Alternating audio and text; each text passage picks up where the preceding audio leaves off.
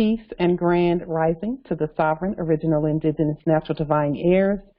Today is June the 19th, 1442 on the ancient moon calendar, 1443 on the ancient sun calendar, 2022 on the Greco-Roman calendar. All rise and stand and remain standing into perpetuity. This is a sovereign, living, ancient, Al-Moroccan, Moorish American court action. We are the sovereign, living justice in capitis diminution nolo, in red ink, in propria persona sui juris, in proprio solo, and in proprio heredes. All Moors are the original indigenous, sovereign, ancient, Al-Moroccan, Moorish American descendants of the great pharaohs of Kemet and of the ancient Moabites and Canaanites. I am sovereign, living justice, light to Jure Bay. My sovereign-born appellation is Pauline Denise Ritchie. Both are in capitis diminution nolo, in red ink, in propria persona sui juris, in proprio solo, and in proprio heredes. Our full faith and trust, our allegiance, our credit, and our energy are hereby vested in ourselves, for we are the people who are the original indigenous, natural, divine, sovereign, ancient empire state for Morocco and the de jure Moorish National Republic federal government, the universal Moorish American consulate, the states united, the Article 3 Moorish American Consular Court. We are peace, we are one nation, one state, one empire, and one God. We hereby accept our sovereign ascension and exercise all sovereign rights at this time and at all points in time, nunc pro tunc. So let's just take a few minutes to discuss briefly. I want to congratulate our Grand Sheikh Taj Tarik Bey, as well as our brother Rod Hayes, and also Empress Dr. Naella Gilliam for a successful panel discussion this past Friday at House of Reawakening Minds. It was a very beautiful discussion, much anticipated by the nations. And we just want to take a few minutes to discuss that particular, some of the things that were said, because it was just such a beautiful discussion. So I'm going to open the floor. Just a moment. Let me see. Let me put a few. I'm always glad to see.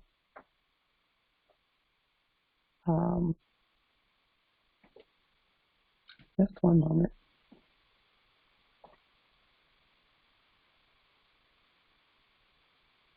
We want to go ahead and put any fraudulent subjects out. Oops.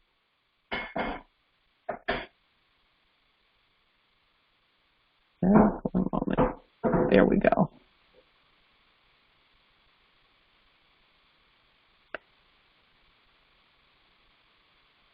And we will continue to keep put them out as long as we need to do that. We know what's going on with regard to the subjects. We know that they are. Just one moment. Let's see. Empress Cynthia. Just one moment. One of those is going to go out. They're pretending to be Empress Cynthia. So, all right.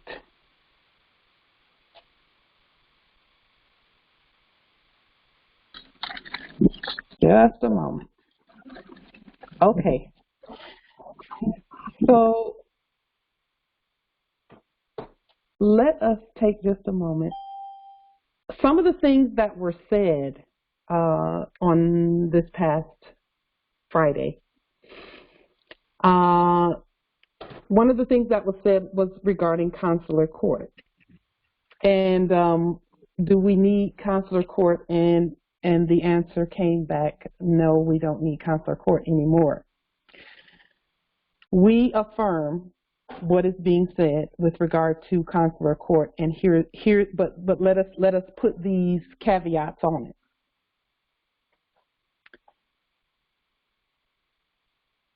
They are seeing in this realm the work that we've done in the spirit realm.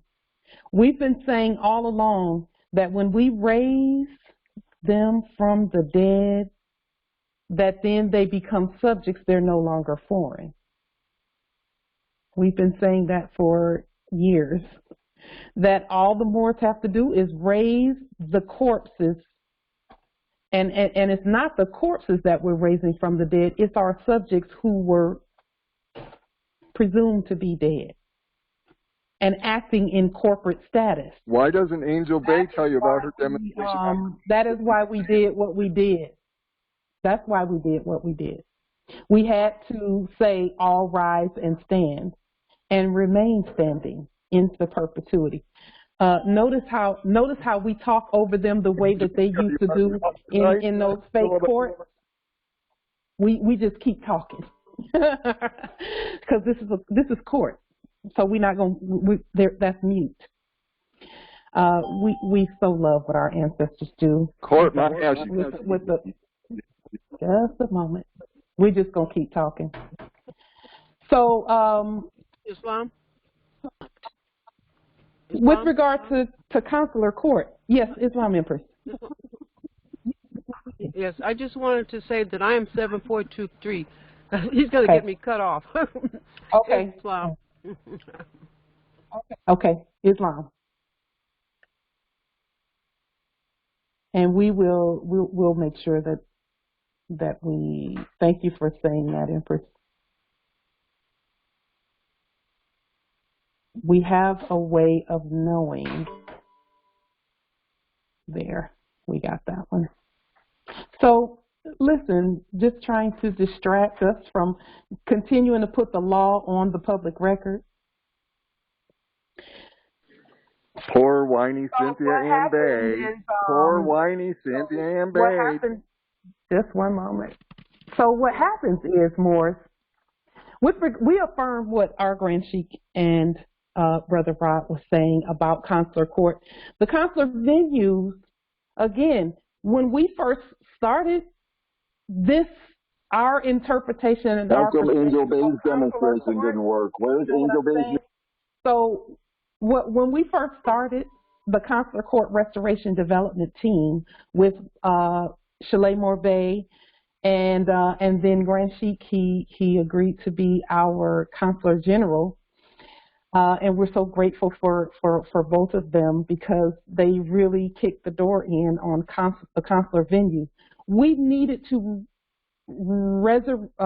reactivate and restore the consular courts first, because when we first woke up, there were foreigners on this land that we needed to deal with. And just by them saying that consular court is no longer necessary says that we did the job, that we did exactly what we set out to do, which is remove that foreign element and put everybody in subject status who needed to be put in subject status. So we can actually congratulate each other, all of us, who've been doing court actions and putting the law out there, because that's what Moorish science is. It's civics and jurisprudence. And them saying that just gave me so much joy, because it's like, yes, we did it. We did it. We did that. And when I say we, I mean all of us. And now we're just the court, period. We're the courts on the land. We speak. We do court actions and we speak all the time. And now, like we've been saying, we're speaking to subjects. We're not speaking to corporations. We're the CEOs of everything. And that's what the 40 documents is about, Moors. That's what all those red documents, we cleaned out the heavens. And in their spirit, Grand Sheik Taj and Rod Hayes, in their spirit, they recognized that the heavens are cleaned out. Because, you know, Lucifer did his thing up in the heavens. So we had to clean and clear that out from the dead corpse perspective. And once that's clean and clear of all foreign matter, then as above, so below. As above, so below. And so we have been, I mean, think about how many court actions have gone out. Thousands and thousands and hundreds of thousands, and I would venture to say even millions, because there's so many more. Just one of us puts out hundreds and hundreds and hundreds of documents over the time, you know, just since 2017 for me, is we just started cranking out documents left and right, all court actions. So we have done the job of removing foreign elements from our land, and now we speak to subjects. That's where the peace is. We brought the peace to the land, and when I say we, I mean all who were doing court actions, because there are other consular venues who've been doing things. Now, does that mean we stop court actions? No, we don't stop court actions. We're just the court now. Period. We're the court on the land, and then we use the constitutionally inferior courts to put our will forth and to enforce what needs to be enforced. Okay. Are there any other comments and wisdom about what you heard with regard to this past June the 17th at House of Reawakening Minds, Grand Sheik Taj Tarik Bey, and our brother Rod Hayes, and the things that they said, which we agree with? We're all working in tandem together. And another thing I'll say about our brother Rod is that his way of working in the spirit realm, he's getting areas in the spirit realm while we get these areas over here. He's getting those areas over there in the spirit realm. We cleaned out the heavens, and then he went and got the Pleiadians and whoever else he was speaking about. He went and took care of that side of it, you know, which is beautiful. So we're all working together. Yes, those, because again, we were focused on the civics and the clearing of the heavens with the red writing, like that. That's the way the Savior speaks. Yes, the archon. So I'll have to do some more looking into that. But see, we needed the energy that brothers like that bring, and sons like that bring, is for that. Their energy is for that. Clearing the way for the matriarchs to come through with the law in hand, because we are the law, all of us. So I just love that energy is there. And that way, matriarch, we don't have to come through warring, because a warring matriarch, first of all, is very dangerous for everybody around. That's number one. And number two, it's not good for the matriarch to use her energy that way. Our energy is to bring peace. Bring peace. And then the sons can do what they do in the spirit realm so that it does not make it to this dimension. Because this is not about war for us. This is about peace, restoring peace to the earth. And so bringing peace to the earth means that he needed to go and deal with the archons and all the others who are dealing with those archons, and whoever the enemy, you know, those warring factions in the spirit realm are. Because I've heard that from several other Moors who may or may not, you know who Brother Rod is, but the collective consciousness of the Moors is working as one. We are one.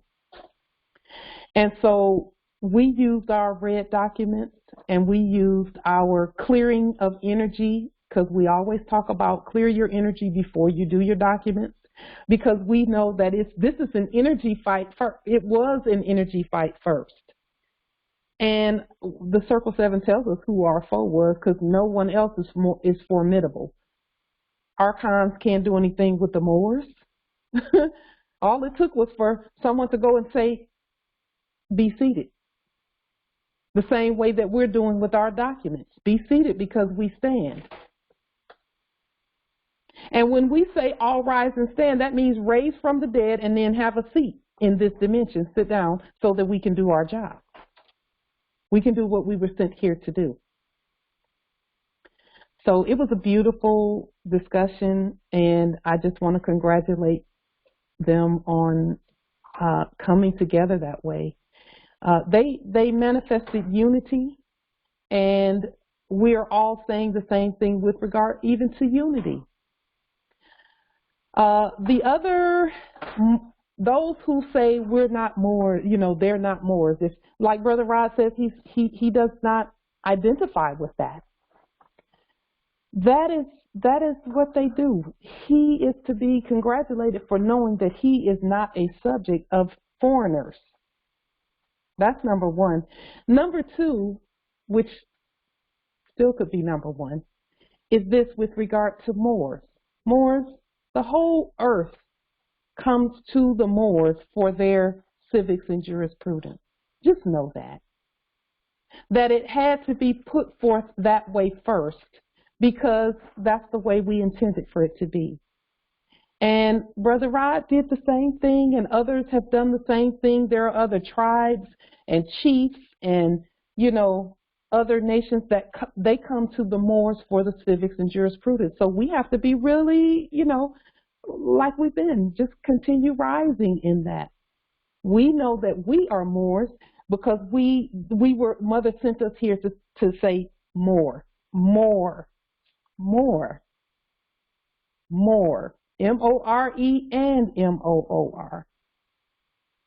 And all we have to do is continue doing what we're doing with regard to civics and jurisprudence, because that's our lane. That's what we do. And if you look back in history, it's called Moorish science. It's not called Native American science. It's not called hybrid science. It's not called any other science. It's not called Russian science. It's called Moorish science, and the whole earth knows about that. So when it's time to do the science, they'll come to the Moors. And we're here. This is our land. We're not going anywhere. We're going to be right here, and we'll go as we see fit to go. Okay, so yes, the Moors have always been the go-to for the high sciences of all in all areas. The high sciences in erudition, in law, actual science, astronomy, cosmology, anatomy, physiology. The Moors have always been where the source of those sciences. The spirit realm science, that's Moorish science. All of it is Moorish science. And so, we welcome, no matter what you call yourself. That bloodline and birthright makes us one all day, every day. And we who know that we are the Moors, we're sent here to learn, remember, and then tribute the knowledge. And that is our ascension. That's what the grand rising of the Moors is.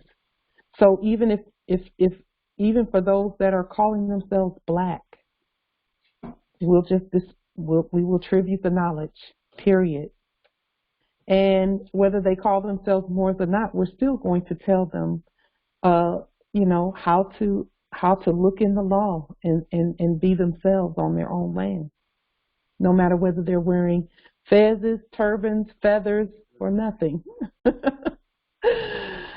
they're still our brothers and sisters. So we're so grateful for that.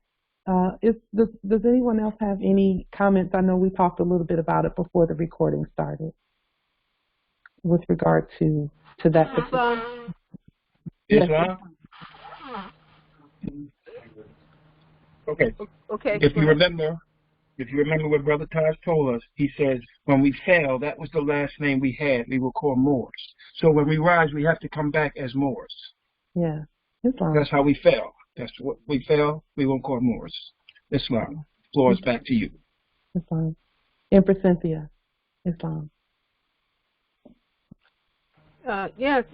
What Rod also said about the Pleiadians and the Archons. Yeah, I've been watching the hybrids actually talk about these particular, I guess, a space or family, if you want to call them that, and he sort of had a different take on who the Pleiadians and the Archons were, and he said that they are here to assist us, and basically they're a family. And I don't know if you remember that. And then he said something about they came here in the form of Albions to. This is something. Okay, now I'm mixing things up because I watched them this morning too. They came in the form of Albions because they knew that they would get more resistance if they came, in their natural form, which is like us. So, so he's saying those two particular space families are actually our extended family. So that's what I remember him saying on that. And he said that he got a message from them that some event is on the horizon and we should be looking out for. So anyway, that's part of the thing that I got from it. Go ahead. Comment? Yes. Someone said something. I don't know who was speaking. No comment. Okay. All right. Okay. Well, that's all I have to say right now. Islam, that's beautiful, for Cynthia. With regard to the event, we know what the event is. We know what it is, because we're causing those events to happen by what we're doing. So the events stem from the matriarchs, and to know what the event is, all you have to do is just keep looking at what we're doing. And you'll know what the event is, because the things that we do in this dimension that are manifesting now is because of the spirit work that we've all been doing. And that cleared the way for including some of the things we're going to talk about today. So we know what the event is. Moors, it's all in our favor. I'll just say that. Every event that happens is in our favor. Why? Because we stood and we agreed to be tested. We agreed to be tested, and we agreed to stay peaceful, and we agreed to restore the judges on our land. That is actually scriptural in Isaiah, in the book of Isaiah. And again, it's a legal code book. And in the book of Isaiah, it specifically says that I will restore your judges, and that's what it says. I will restore your judges as it was in the beginning. And when the judges are restored, the land will be called the beautiful city. That's how restoration happens, is by way of our courts. And that is why that is actually the scripture that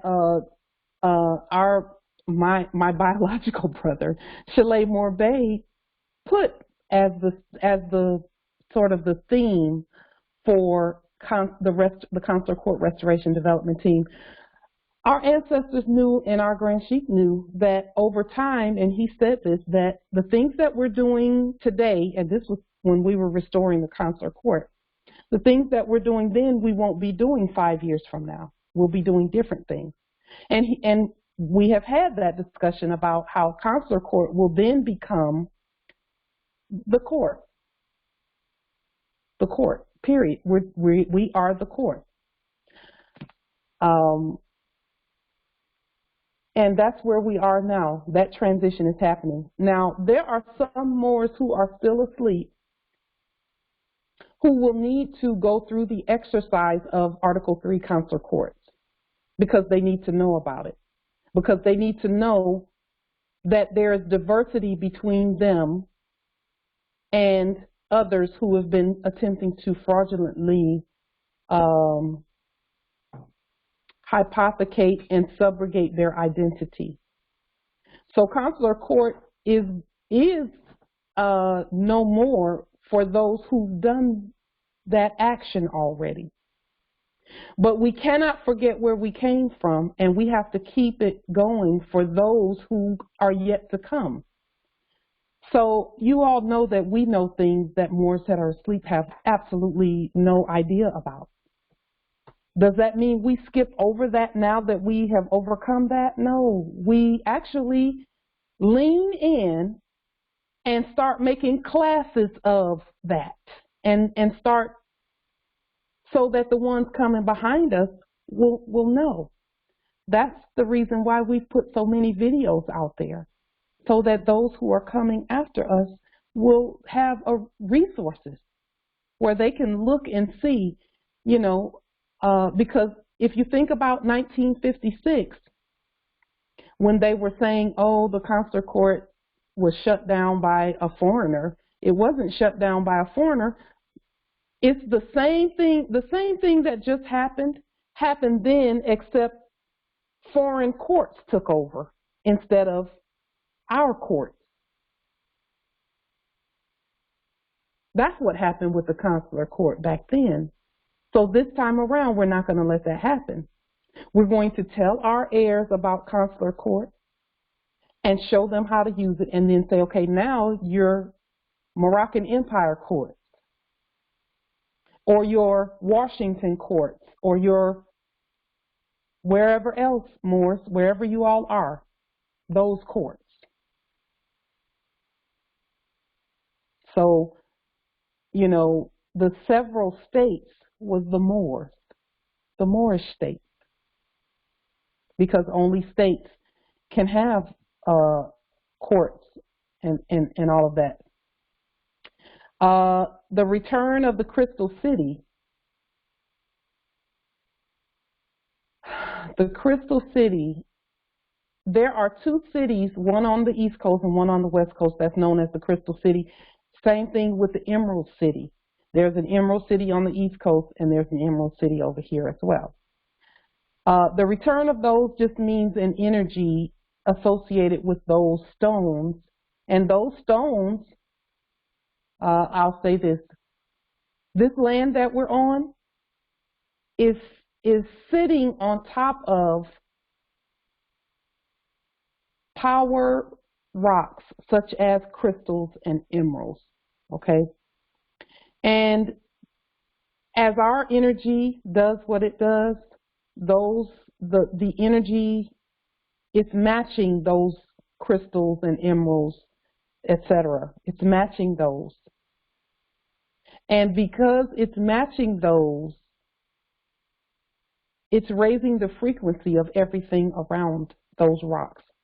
Remember, in the Bibliotheliotheque, Yeshua said, on this rock I will build my church, and the gates of hell will not prevail against it. In what that really means in legal terms is those crystals are causing the frequency to rise so that we now know not only the lawful, but we know the legal.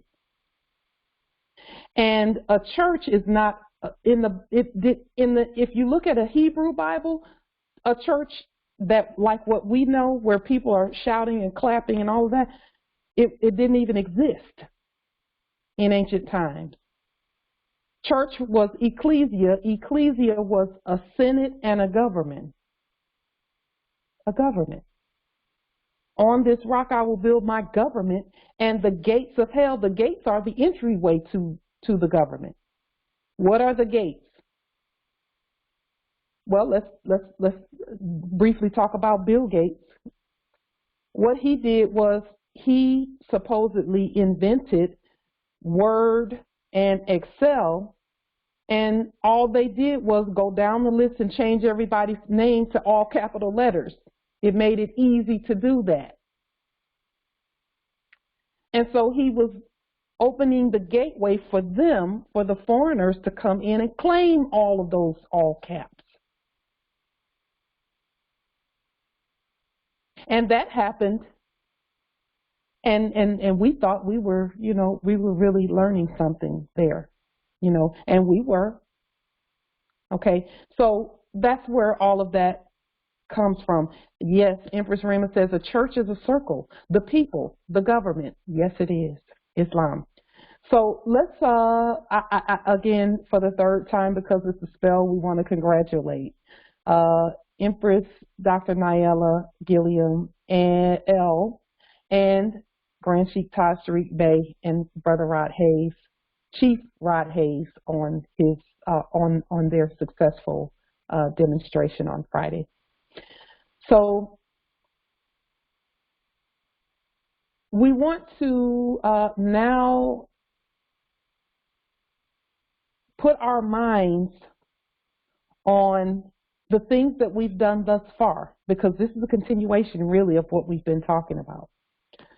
Let's think about the liens that we've done. Let's think about the court actions that we've done. Let's think about the merchant cards and the delarium, because we want to put some things together here for you that is going to hopefully clarify why we did what we did and what it really means. And what we're going to do is start with, I'll put a link in the chat to where we want to start. We're going to be talking about the universal commercial codes. And the reason we're calling them universal instead of uniform is because we're going to make some of them law for us. Because everything that we've been doing has been in preparation for this piece right here, as well as other pieces that we're putting.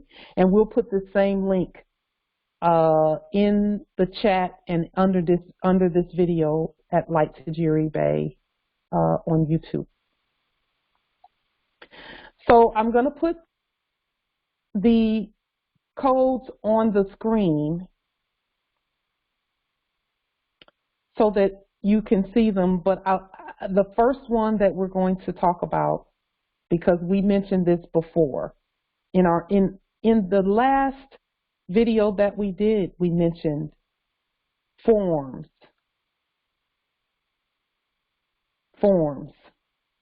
right? So we talked about not filling out their forms until, and we said don't fill them out. And the reason we said that is because we know there are some Moors who are doing that, who have not declared that they are not stateless, because we actually have to declare that. That is what you're seeing in the spirit realm. Those who know that that corporate fiction has died, it's because of this whole capitalism piece, where we took the apparatus of the state and we said we're in control of our capitalism. Well, they only existed on paper, supposedly, as actors. But now that we have the apparatus of the state, which we've always been the state, we just needed to write it. Write the vision, make it plain, so that he who sees it may run with it. Anytime Yeshua was, whenever Satan came to Yeshua to tempt Yeshua, the first words out of Yeshua's mouth is, "It is written." It is written. So we actually had to write. That's what the affidavits are all about, that come from our courts. So now that we have put the red documents on the public record, and we've all used the same letterhead, it says Moorish National Republic Federal Government. in whatever formats and forms you put it there, okay?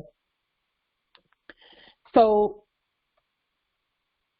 now that we have done that, and then we have proclaimed our sovereign statehood, and then we said, okay, we need an economic life. So let's create our money. Let's create our banking system. And let's put constitutions on the public record.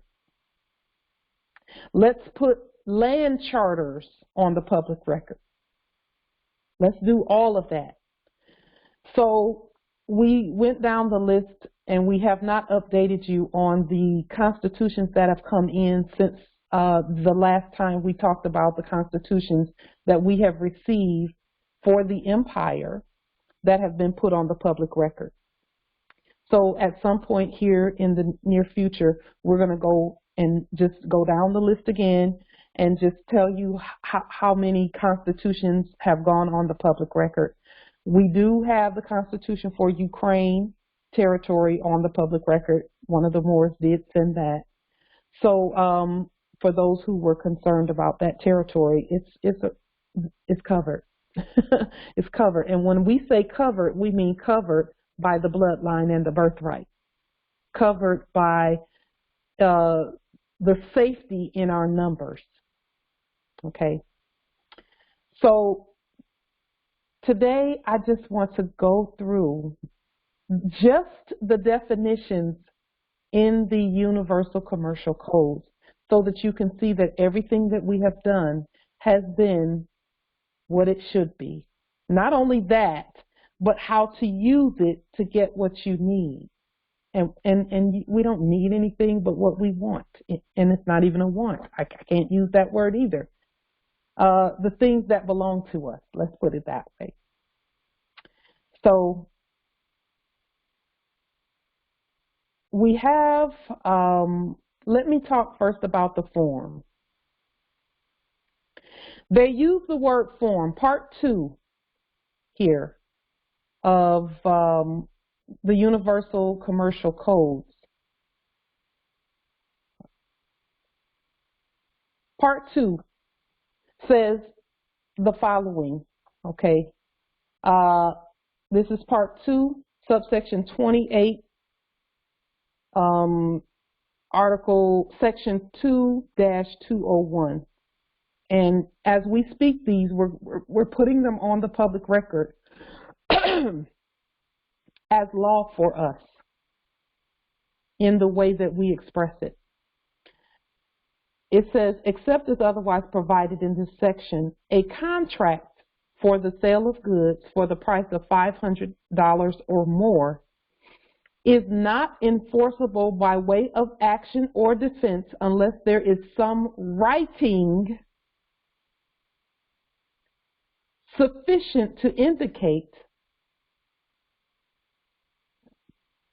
that a contract for sale has been made between the parties and signed by the party against whom enforcement is sought, or by his authorized agent or broker.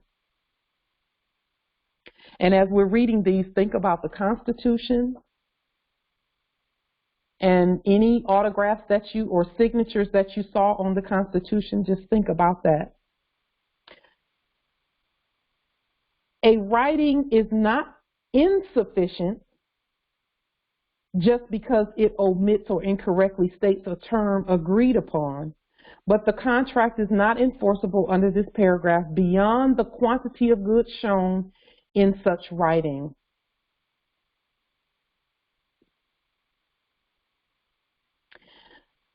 Number 2, between merchants, not between corpses, but between merchants, if within a reasonable time a writing in confirmation of the contract and sufficient against the sender is received and the party receiving it has reason to know its contents, it satisfies the requirements of subsection 1 against such party unless written notice of objection to its contents is given within 10 days after it is received. So when we were stating, because it's talking about stating things here and putting things in writing. Here it says a writing is not, it's not insufficient just because it omits or incorrectly states a term agreed upon, but the contract is not enforceable. We could not enforce the Constitution when we were stating that we were United States Corporation Company citizens. We couldn't do it. See, they were using the basic documents and then these in order to continue attempting to do what they were attempting to do. But again, jurisdiction can't even be, it cannot be waived even by consent of both parties. That's why we're able to stand today and say and do the things that we're doing. It says between merchants, not between subject and master. And then number 3 says a contract which does not satisfy the requirements of subsection 1, but which is valid in other respects, is enforceable.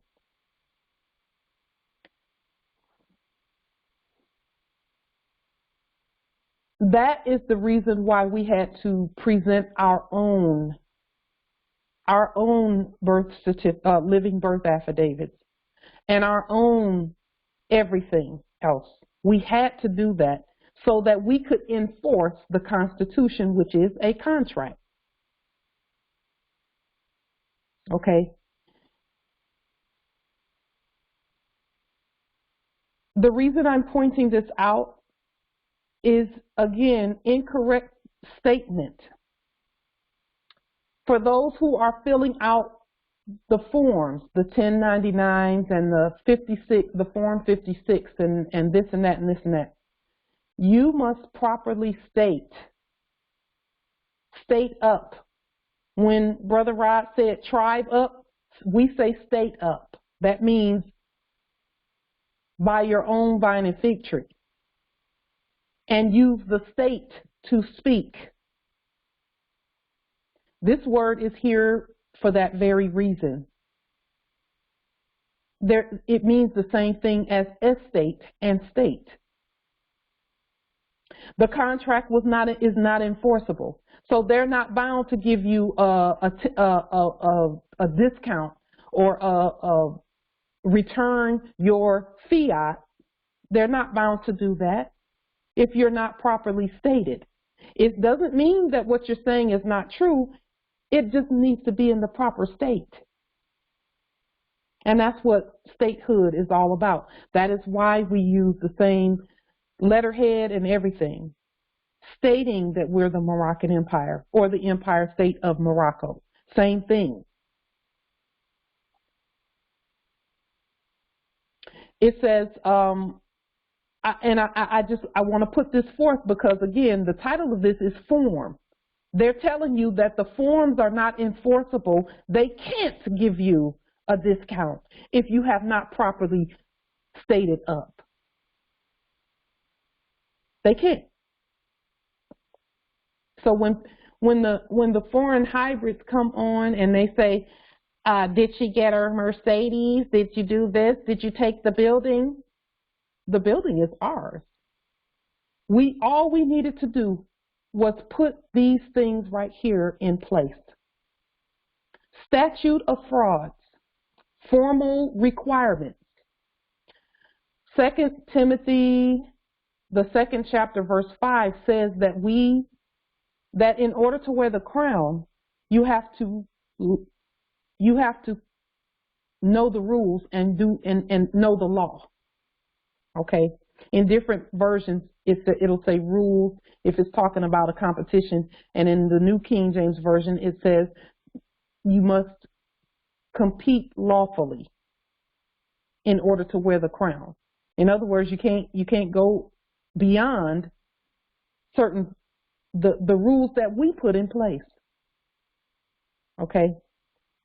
So when you're talking about forms, they cannot do that. There's nothing they can do about enforcement of those forms if you've not put documents on the public record and read first.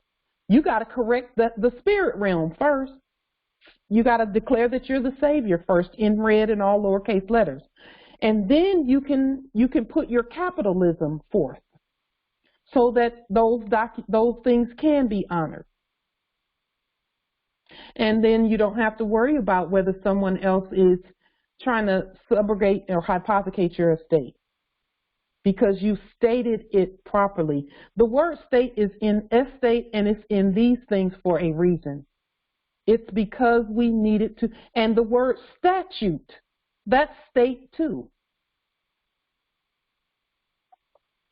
So when whatever, again, the constitutions that we've been saying, Moors, go out onto the internet. Pull, if you're at Georgia territory, we know it's Georgia territory, and we know that those doing business as state of Georgia hypothecated and subrogated Georgia, the real Georgia. So what you do is you take that form of government, because it's a form, the state of Georgia Constitution, and you say, nope, it's not the state of Georgia, it's just Georgia, it's the land. So that there's no longer a form of government there, there's a real government there. Okay, so again, when you're talking about commerce, those need to be on the public record. Why? Because those constitutions that we put on the public record says that we can do whatever commerce we want to do at our territories. And that is where you will find, and this will come out at some point. See, the fact that the subjects put those constitutions on the public record and called it state of says that they know that there's an agreement somewhere. But we are the ones who have to put that on the public record the right way. If the goods are to be specially manufactured for a buyer, let's talk about that. A contract which does not satisfy the requirements of subsection 1, but which is valid in other respects, is enforceable. If the goods are to be specially manufactured for the buyer and are not suitable for sale to others in the ordinary course of the seller's business, and the seller, before notice of repudiation is received, and under circumstances which reasonably indicate that the goods are for the buyer, that the goods are for the buyer, has made either a substantial beginning of their manufacture or commitments for their procurement, or if the party against whom enforcement is sought admits in his pleading, testimony, or otherwise in court that a contract for sale was made. So this tells you that universal commercial codes were to be done by a court. These are court actions. And that's how we know we cleared out the heavens, when we put court action language at the beginning of all of our documents. And then those who are in tune in the spirit realm, they feel that. They may not necessarily have looked at what we did. They just had to feel it in the spirit that the heavens, that the fight is won there. It's finished. So now we're just manifesting it here. It says the contract is not enforceable under this provision beyond the quantity of goods admitted, or with respect to goods for which payment has been made and accepted, or which has been received and accepted. Okay, so now what I want to do is go up to, and again, this is about these forms. They're telling you here that if you don't state up, they're not gonna, you can't get a benefit or a credit because they're a debtor state. That's all they're saying here. Okay, formation, and readjustment of contract. All that's saying is it needs to be put in your sovereign state and not in a form. So now what I really wanted to do was just take today and just read through briefly the general definitions and principles of interpretation so that we can see how we're moving forward with regard to merchant cards, our banking system, delarium, and our liens. because that is a powerhouse economically that we can get whatever we want based on what we're seeing here and based on the things we've talked about previously. So let's start with the very first word, which is something we've been doing, but it's going, these definitions are going to affirm everything that we talked about previously. It says, number one, Islam. Islam, Empress. Could you enlarge that, Empress? Yes. Thank you. Thank you, Empress. I just thought about that. Thank you. Okay. Number one says action in the sense of a judicial proceeding includes recoupment. That's getting your stuff back. Anything that was taken, getting your stuff back. Counterclaim, set off, suit in equity, and any other proceedings in which rights are determined. Does that not say Moorish American court action, Al-Moroccan court action, and doing banking by judicial action? That is what we've been doing. That's why everything starts with court action language. It starts with court action language. Because all of our banking it's not corporate banking the way that subjects would do it. It's judicial banking. Every action is a court action. It's a judicial proceeding. And because our courts are superior, okay.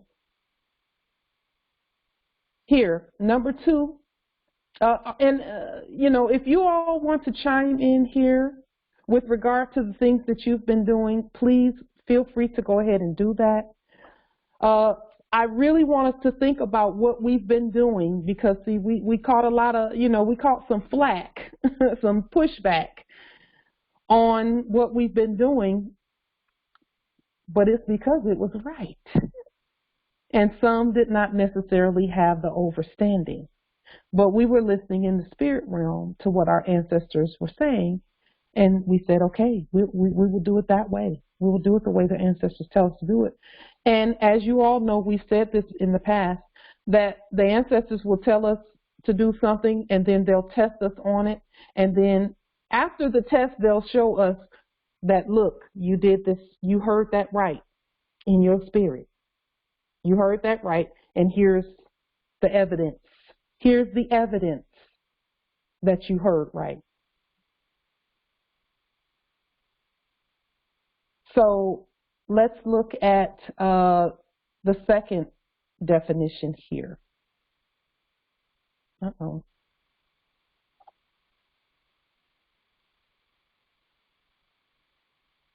Okay. Aggrieved party means a party entitled to resort to a remedy. Now, Morris, does that say a party who's waiting on someone to bring them a remedy? Or does it say a party who is entitled to resort to a remedy? It's a right for us to institute the remedy where banking and the things that are on this land are concerned, and the money, because that other stuff was not working for us. Fiat was not working for us in that manner. As a whole, it worked for some to get a bowl of porridge, but it was not working for the majority of us. And even the ones that got the bowl of porridge were dissatisfied because they knew in their spirit that it's better than this now.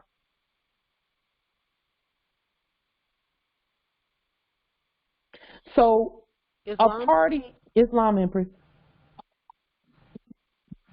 The ones who got the porridge, they had to work their butts off. They never got rest, and they still don't get rest.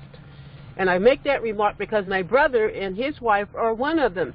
And they may get, more notes than most of us, but they don't have any freedom.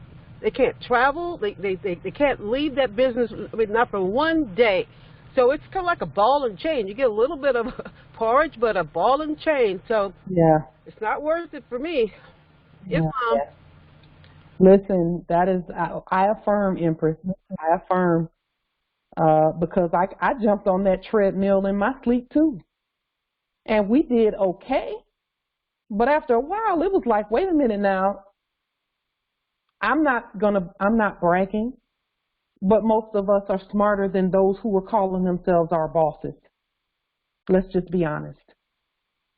We knew more, and if we came on the job knowing nothing about the job, it didn't take us but a minute to get it and then supersede. And once they saw us superseding, they looked for ways to get either to get rid of us or to make us leave, because some of us wouldn't leave. I was one that listen, so they just made it so miserable because they couldn't fire you because you knew the job. You knew to be there on time. You didn't have that problem. You superseded. When they didn't know what to do, you knew what to do. And it made them absolutely not needed. And even the ones who got fired, the ones who got fired, it's because they knew that it was some BS going on and that they could do better than that. But, that's why we're doing what we're doing now. Because a party entitled to resort to a remedy means you don't need nobody's permission to get the remedy. That's what it means. You're entitled to remedy that you produce. You're entitled to that. Delirium is, we don't need permission. That's the remedy. And we're going to show you that too. Just as we're reading down these definitions, just listen to the language.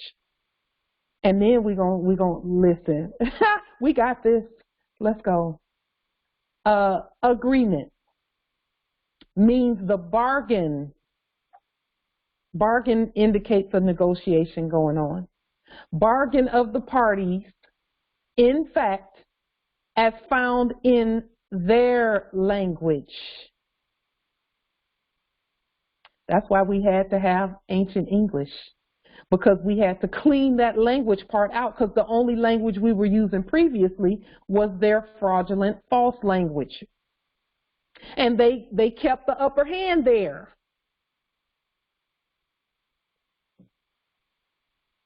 So once we said, okay, we're going to come out of her, because that's what the Biblioteliotheque and our ancient civil said. They said, heirs, come out of that system, language and all. Then you can speak and use commercial English, because that's really what we're using now. Is we're not going back to dead corpse English. We're using commercial English, because that's what was supposed to be being taught in the first place. Not dead English. They look the same, but they emanate from different bodies.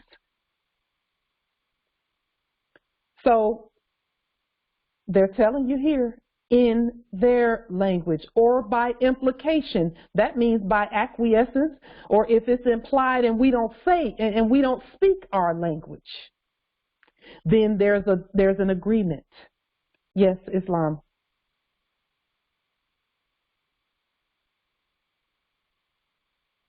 It's unlocked nobility.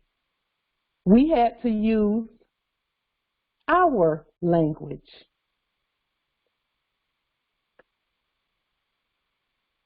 Everyone who came here had a language that they considered superior to commercial English or corporate English. Everyone who came here had a different language. And That's where English as a second language came from. So we had to go back to the ways of our foremothers and forefathers and put everything in French, Spanish, Latin, ancient English. Because ancient English contains all of the languages. Okay? And so that commercial English would not be our only language. Because if commercial English was our only language, then the foreigners could continue to use diversity.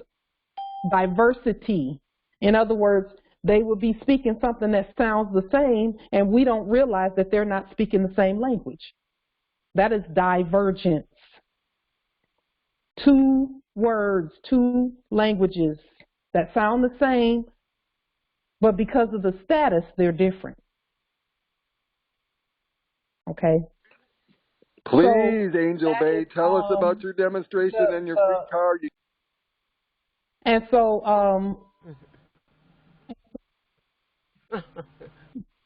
Islam? Islam. Yes. I just wanted to mention, as I was reading through the Festa KV Trust, yes, it was a similar language to our ancient language. It started off with capital letters, but the spelling was a lot similar to our ancient language. I just wanted to mention that. Yes, yes, yes, indeed. Yes, indeed. Ancient English and Old English are similar. Old English is the subrogation and hypothecation of ancient English.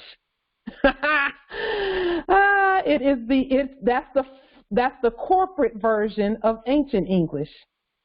And at the time that the ancestors said, just start changing the spelling of everything, we hadn't seen it like that, but it was only afterwards that we got to see the actual the Old English writings as done by the one that was doing business as the Queen. Just one moment, we'll get rid of that. The one that was doing business as the Queen, and realized that, oh, we, just by the leading of the Spirit, we superseded commercial English. Commercial English, because see, if we kept speaking commercial English without pulling away from it and getting the language of our ancient foremothers and forefathers, then they could have kept doing commerce on us, and we not realizing that they're using the all caps. That's what commerce is, and that they're attempting to control our all caps through language. We have to come out of her, and her being the false mother. They're telling you right here in these definitions exactly what time it is, and they're using these words specifically. Agreement means it's what we say it is. The bargain of the parties, in fact, as found in our language. The read documents in ancient English on the public record, that means that whatever is being stated now is being stated in our language. So now we can use commercial English, but those documents supersede, so that there is no implication that they control our person. It says from other circumstances. This is a vague term right here, isn't it? But it's really not vague. By implication from other circumstances. They use that kind of language to say, if they're not clear and don't have their own language, then it's whatever it's going to be, and we get to say whatever it's going to be. That's what the foreigners are saying, by implication from other circumstances. It says, including course of dealing or usage of trade or course of performance as provided in this subtitle. That means what they do by contract. So when they were saying fake constitution and we were saying real constitution, if we were using their language and their capitalism, then it means what they say, because it's by implication from other circumstances, meaning you didn't state up You didn't declare that you're not stateless. It says whether an agreement has legal consequences is determined by the provisions of this subtitle, if applicable. Otherwise, by the law of contracts. And that's section 28, subsection 1-103.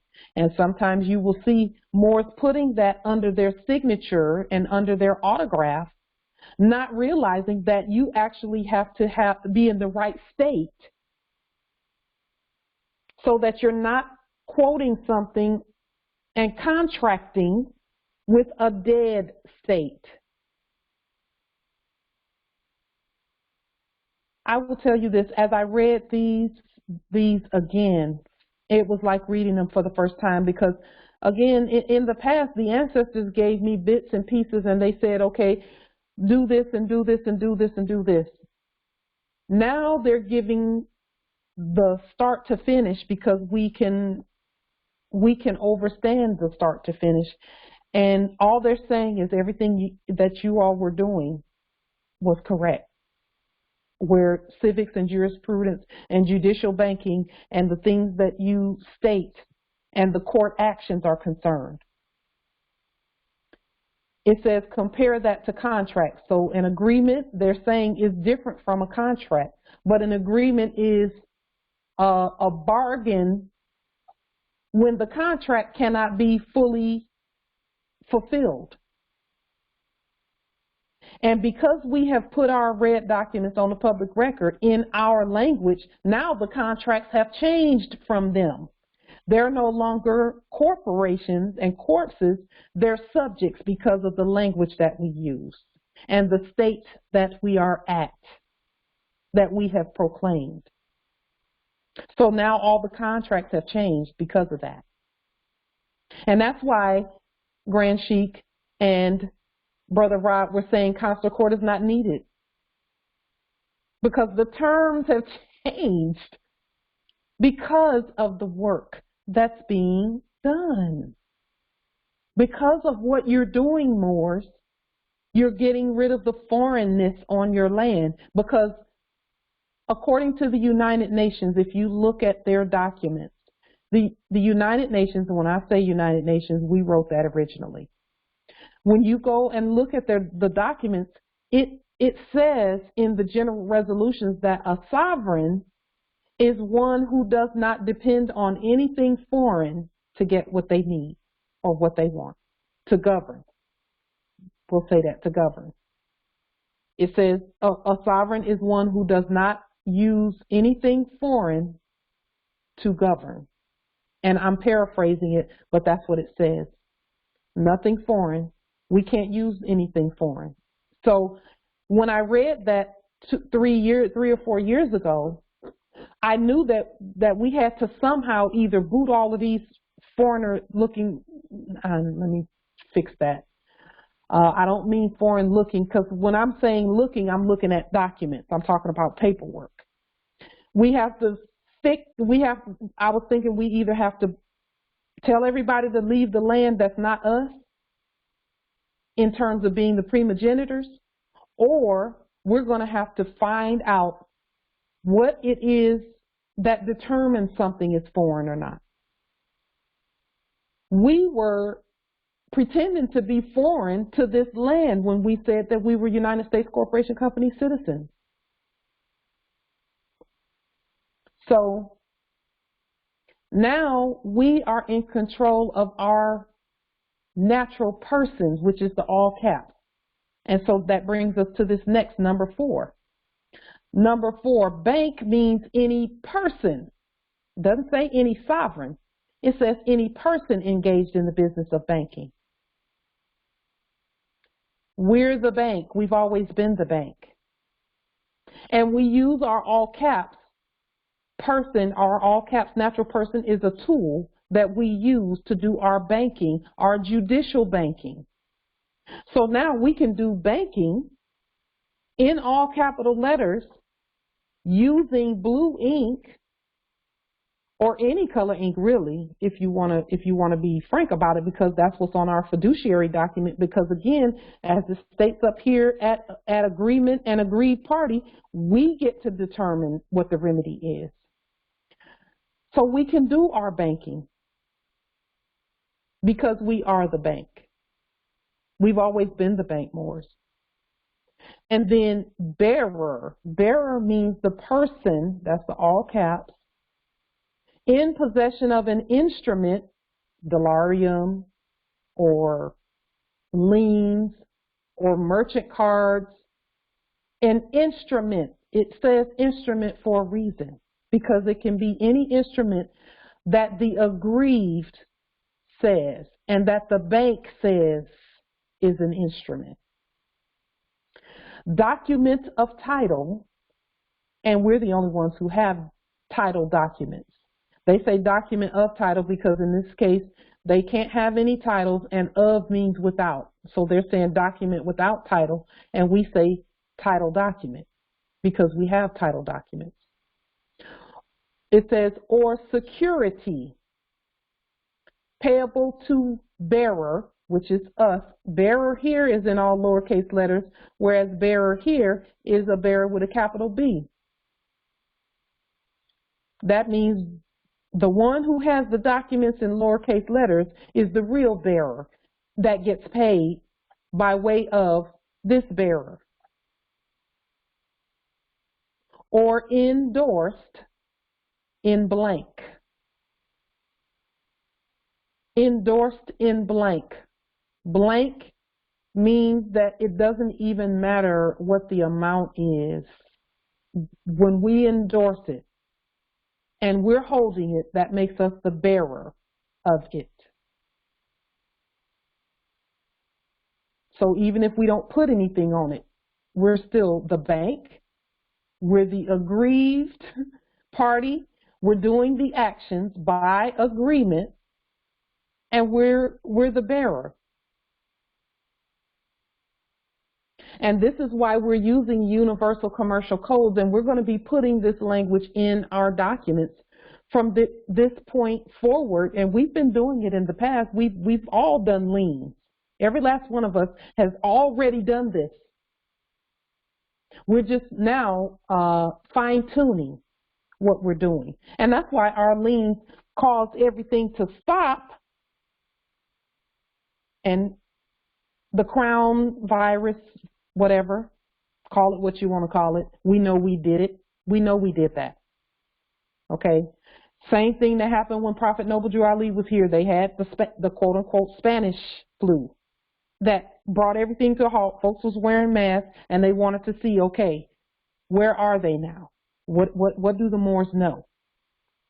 And I will say this, our Prophet Noble Drew Ali wore feathers too, but he talked about Moorish nationality. And I'm just saying, I'm not saying that no one else is truth.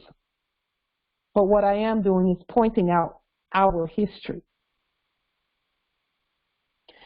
So, bill of lading means a document evidencing the receipt of goods for shipment issued by a person engaged in the business of transporting or forwarding goods, and includes an air bill. Air bill means a document serving for air transportation as a bill of lading, and they use bill of lading here in all lowercase letters because it means that the sovereigns have to do this. The state has to do this. As a bill of lading does for marine or rail transportation, and includes an air consignment note or airway bill.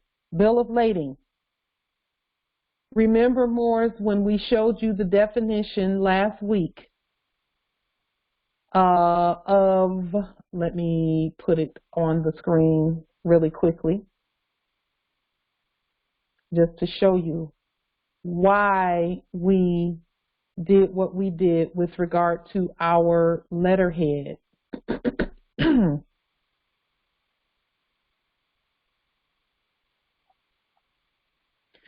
This flag, this banner, this is a banner for amity and commerce. okay? And we showed you what that meant in terms of the air. So I'm going to put that definition back up here on the screen so that you can see what we're talking about with regard to, because law is land, air, and water.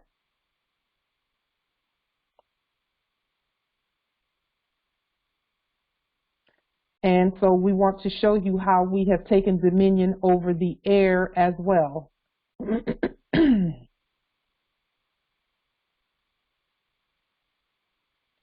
Let me see if this is it.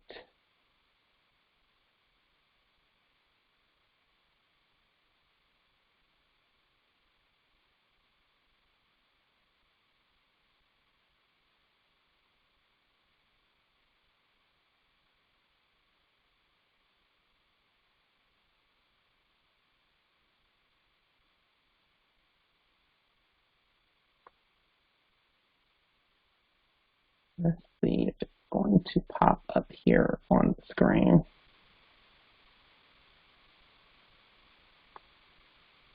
Just one moment.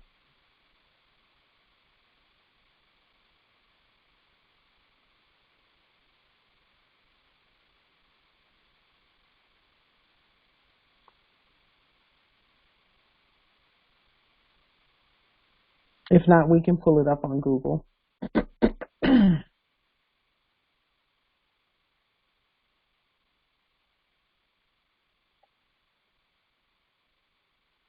Okay, here it is. Now, they're talking about things that have to do with the air.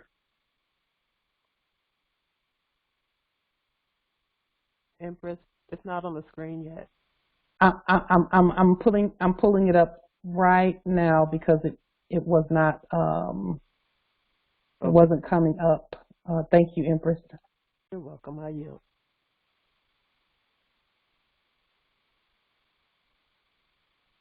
Okay. This is why we put it there, because we had to take, now remember, we have the land flag on our documents. We have the water flag on our documents too, which is the seas. We have that. Our flag with the cedar of Lebanon is a land flag.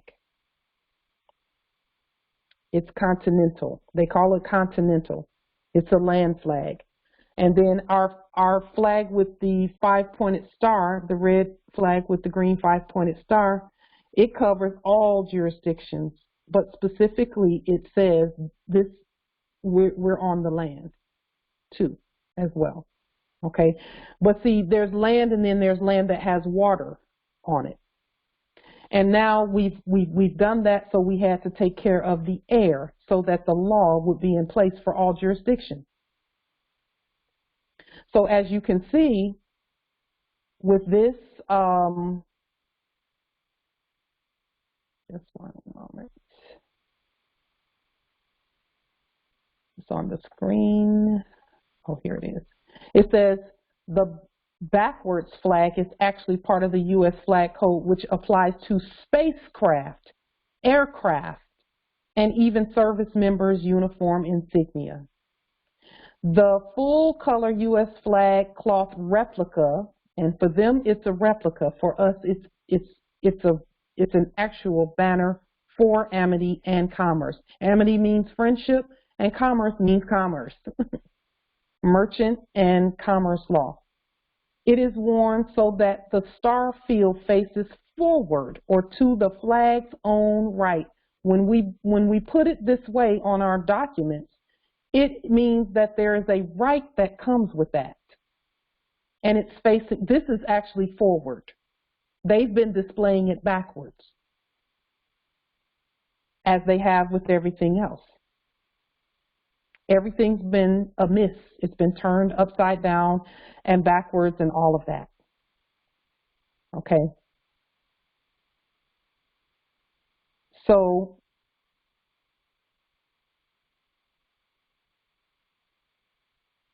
Now let's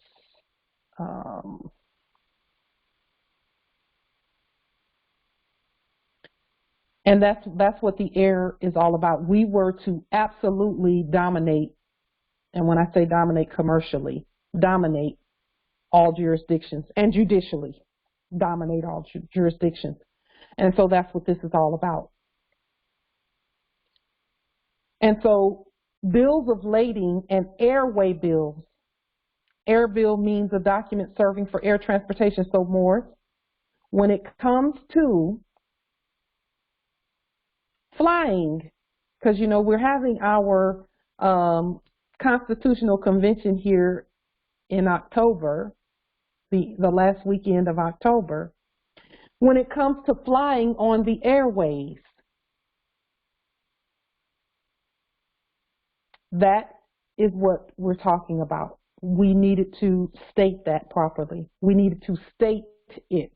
That means our state needed to speak it forth in writing.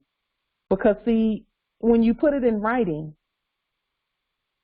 that's why we do what we do. When you put it in writing, then you're providing remedy for yourself. And that's another reason why Delarium had to be actually literally produced, and then we had to autograph it. That's putting in writing that we have the remedy for what we're doing. For everything that's going on our land, we have the remedy for it. Each and every one of us does. When we agree together to do what we need to do, where commerce is concerned. Okay, so bills of lading, when you get ready to do your, when you get ready to travel, just keep this in mind. Bill of lading, you need a document evidencing the receipt of goods for shipment issued by a person engaged in the business of transporting or forwarding goods, and includes an air bill. So keep that in mind. Do the study on air bills and airway bills, which are two different things, and then bills of lading. And when you do the study on it, think about the Constitution where it talks about bills of attainder, and change it to bill for attainder, because we can issue those. You've heard of foreign hybrids mailing themselves all around using the mail system to travel with. Think about that too, Morris, in your study, because that is actually doable. Because when we travel, we're the Postmaster General. Red documents on the public record says so, and then we put it in blue. We are all the Postmasters General. So we can transport in that manner. Because the ports, all we're saying is that the ports belong to us.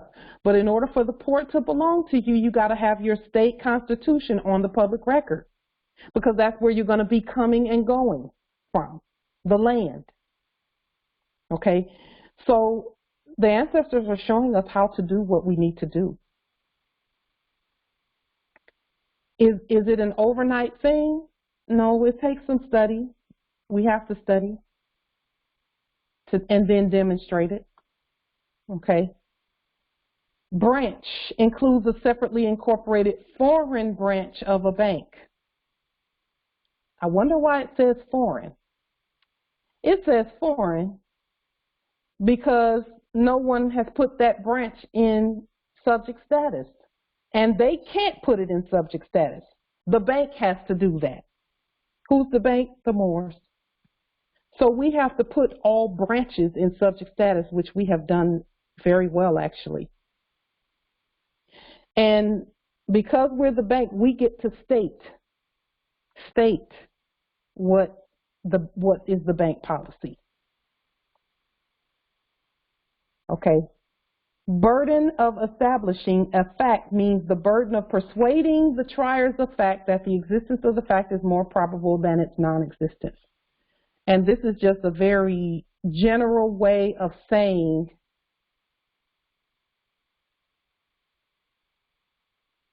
that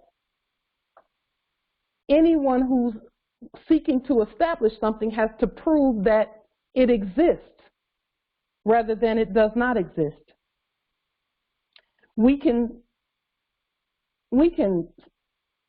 proudly and safely say we know we're Moors. Why? Because that's what we put on the public record. What we put on the public record is what it is, and no one can dispute that. Not even other sovereigns can dispute who we are, because we have stated who we are. And I will tell you this, Moors, I am persuaded, I know in my knower is more exact, that each one of us is manifesting according to our ancient bloodline. Each of us. My bloodline is the Lawhorns. We were literally called the law horns, the ones who trumpet the law. So here we come, and we've fallen completely in love with the law, and we're just putting it out there. We're using a horn, a bullhorn, or a horn of any kind, to put the law out there. And when we say bullhorn, I knew the bull. Look back at the Code of Hammurabi so you'll know where that comes from. Islam, and most of you know already. Most of you already know about that. So, burden of establishing, just show that it exists.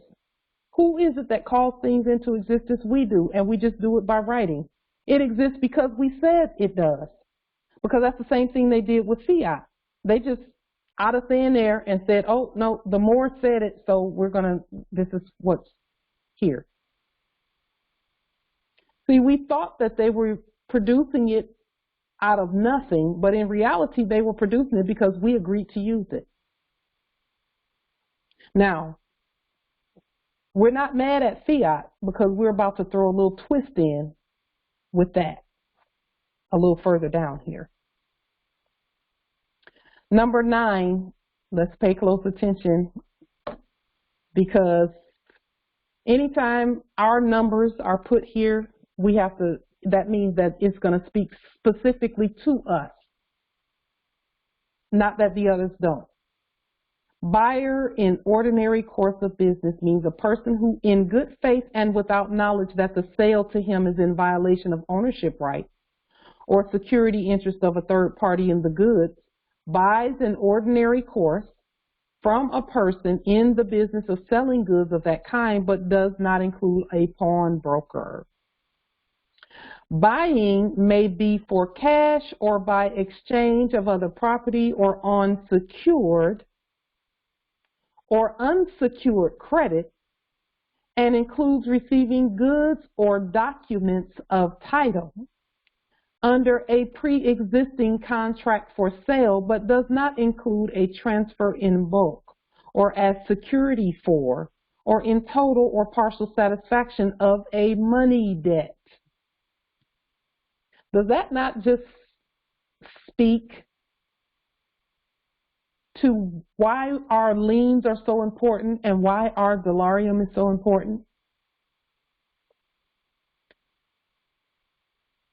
We did not know that there was a third party in everything that we were buying.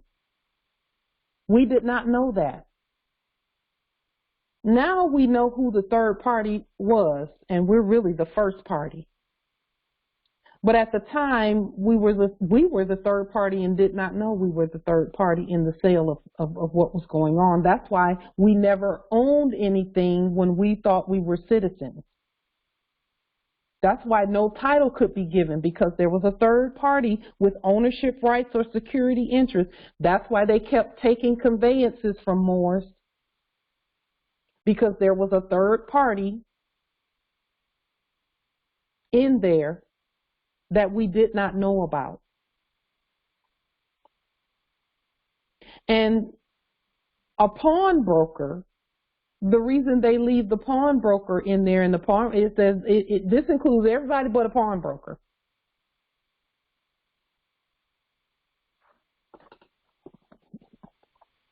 Why did they leave the pawnbroker in there? Because when you buy things on pawn, You know that someone else was involved in it. They had a security interest. They pawned it. Pawn doesn't mean buy or sell. It's an exchange, but there's still an interest there. And that's why when if something is pawned and the policy enforcers come and say that it was reported stolen, that they can get it back, because there's still a security interest involved there. There's a third party on that stuff.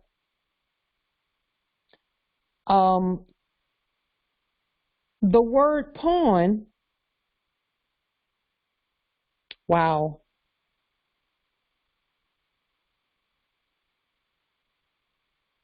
A pawn as a noun is defined as a person subject to the will of another, a tool.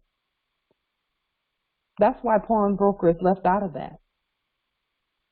A pawn is a chess man of the lowest value. It can be moved only forward and but one square at a time, or 2 squares on the first move, but it captures with a diagonal move. The symbol for pawn is a capital P. That's what they say here in the dictionary. The symbol for pawn is a capital P. That means that there's someone else involved who controls it. So now when it says, when they started taking, I'll just say this, when they started taking, some of you may have heard in the news where they were taking the yachts of quote unquote Russian oligarchs. They were taking their yachts. The United States corporation company was taking their yachts, were going out, no matter where their yachts were parked on this earth, they were going and taking them and retrieving them. Saying that, and this is what caused me to look into this third party piece and knowing it was us, is saying that even though the paperwork says that the oligarch owns the yacht, there's a different kind of owner. There's 2 kinds of owners. One is the owner in fact, and the other's the owner at law. The owner in fact is the one that has the documents that has their name on it, okay? But then there's the owner at law, and it's only the Moors that are the owners at law of everything. All land, all natural resources, and all commerce. So there's nothing on this earth that cannot be repossessed by the Moors. Nothing that cannot be repossessed. And the United States Corporation Company was doing our bidding by going and collecting all that stuff from those who said that they, because they put a lien on everything. And they didn't do it, we did it. And all they're doing is acting out what we have put in writing on the public record.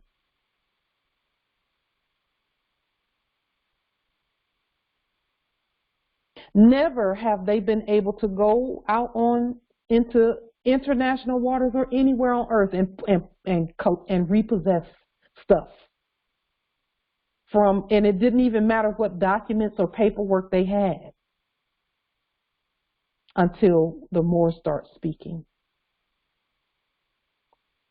So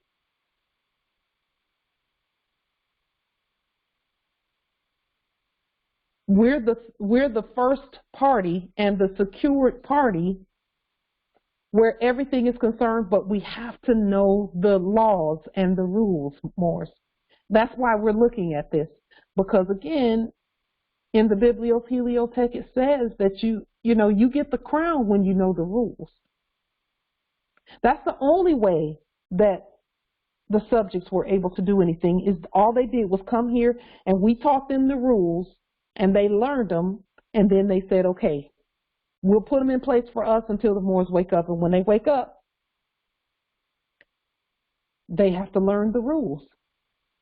And then no doors get kicked in and nothing gets taken and all of that. They can have whatever they want when they know the rules. And the rules is just what we're looking at now. And then we take the rules and we say, okay, we want this rule to be a law. So let's make it a law. It says here, buying may be for cash or by exchange of other property or on secured or unsecured credit. Well, who's the creditor? We are.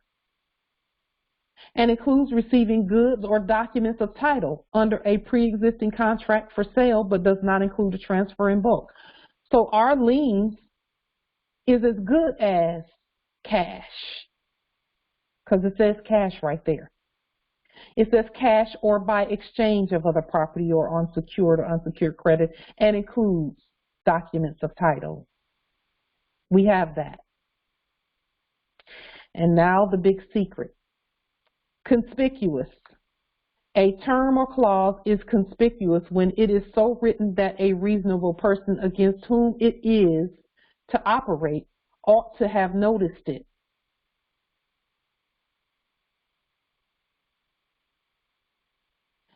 A printed heading in capitals as non-negotiable bill of lading is conspicuous. That means we should have known that it was in capital letters, Morris, and we should have said, okay, we didn't put that in capital letters. Somebody else did. So we need to go and put it in our own capital letters. And the only way you can do that is by being the state. It says, it's again, the same things we've been saying. It's telling you right here that capital letters, capital letters make a difference. They're saying, Moors, y'all should have seen this back in the day, that we had switched everything to capital letters and hypothecated all of the titles, not the titles, but the deeds and all of that. Language in the body of a form is conspicuous.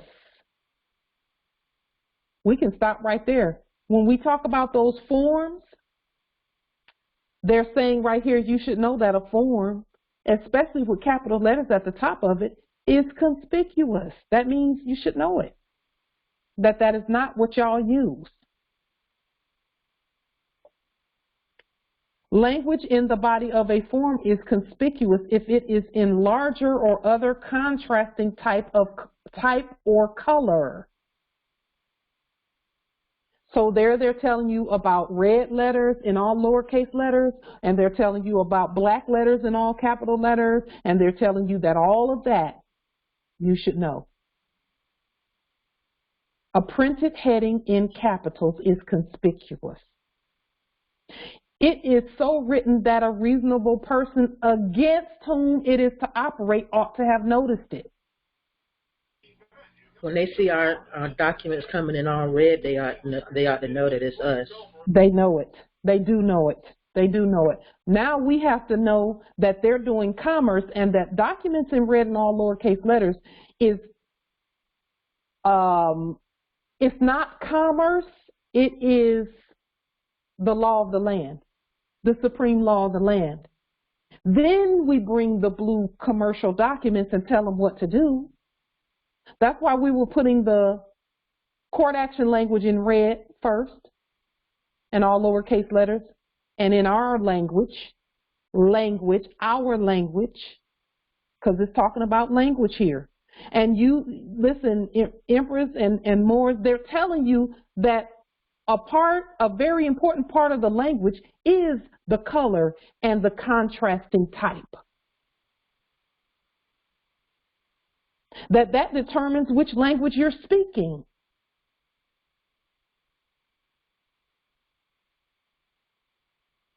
So this is just more affirmation. I mean, as I read these, all I could think was, wow, it's been in our faces the whole time. And what we did was absolutely what we should have done. Language in the body of a form is conspicuous if it is in larger or other contrasting type or color. But in a telegram, any stated term is conspicuous. And they put the word telegram in all lowercase letters for a reason, Morris. Whether a term or clause is conspicuous or not is for the decision by who? The court.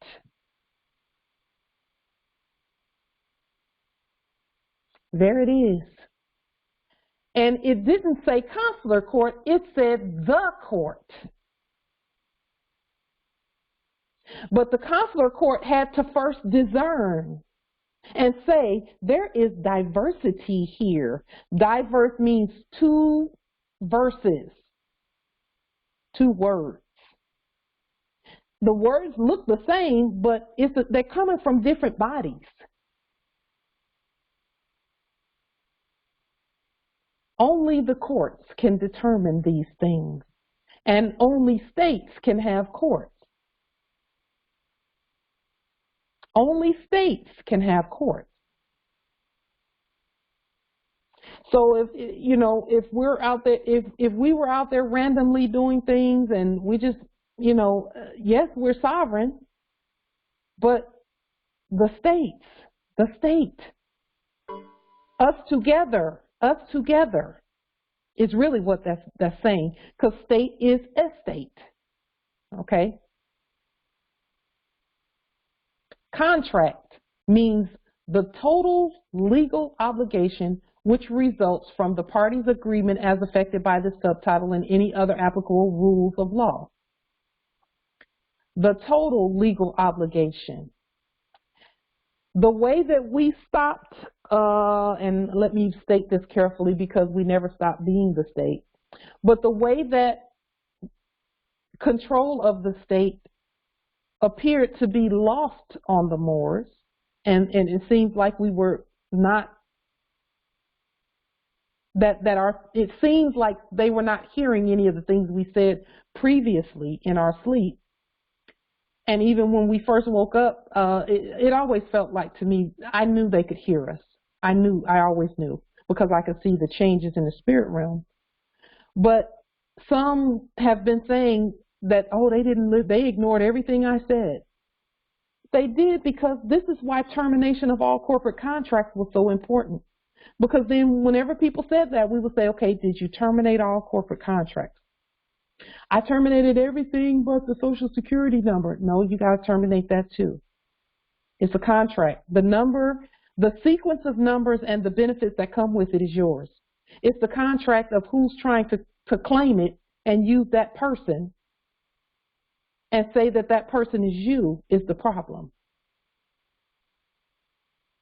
And the way that we Moors back in the day appeared to have lost, we didn't lose anything, but appeared to have lost the apparatus of the state, is that we would go against our state and contract with foreigners without stating who we really were. The documents in red set the tone, because that says this is not commerce, this is equity.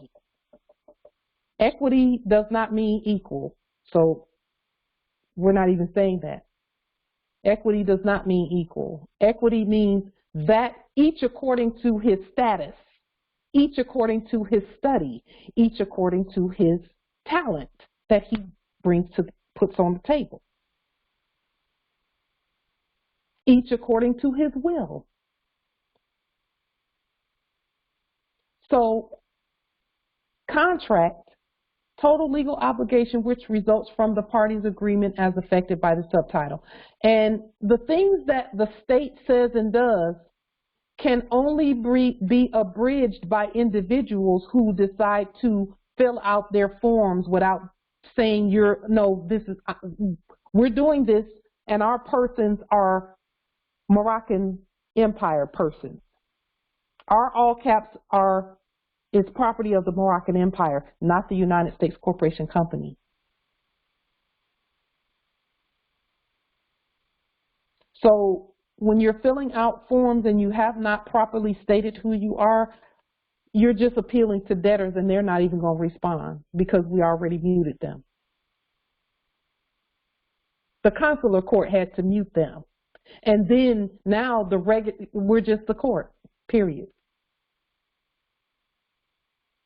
Creditor includes a general creditor, a secured creditor, a lien creditor, come on now, and any representative of creditors, including an assignee for the benefit of creditors, a trustee in bankruptcy, which we all are. We are the trustees for the bankruptcy of the United States Corporation Company, a receiver in equity, and an executor or administrator of an insolvent debtor or assigner's estate. Now, Moors have been doing things with regard to the United States Corporation Company, all caps, trying to claim credit using an insolvent debtor.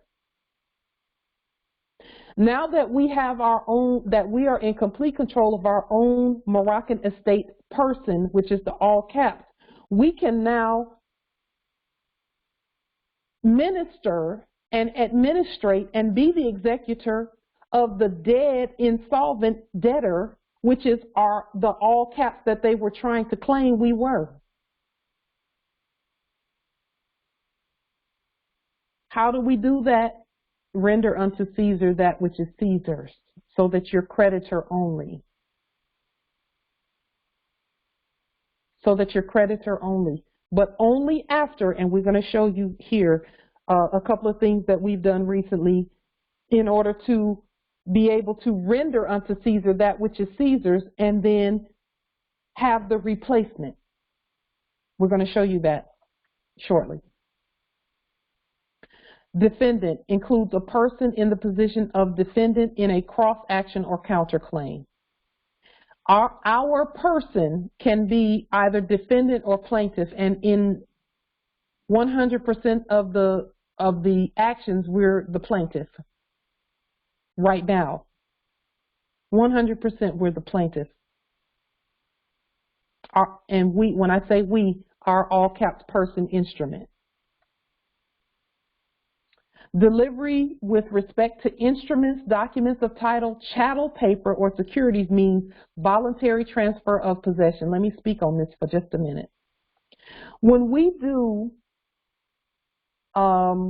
postmaster duties, and all Moors have done postmaster duties, where you took some documents and you handed them to a foreigner who was pretending to be a corpse on your land.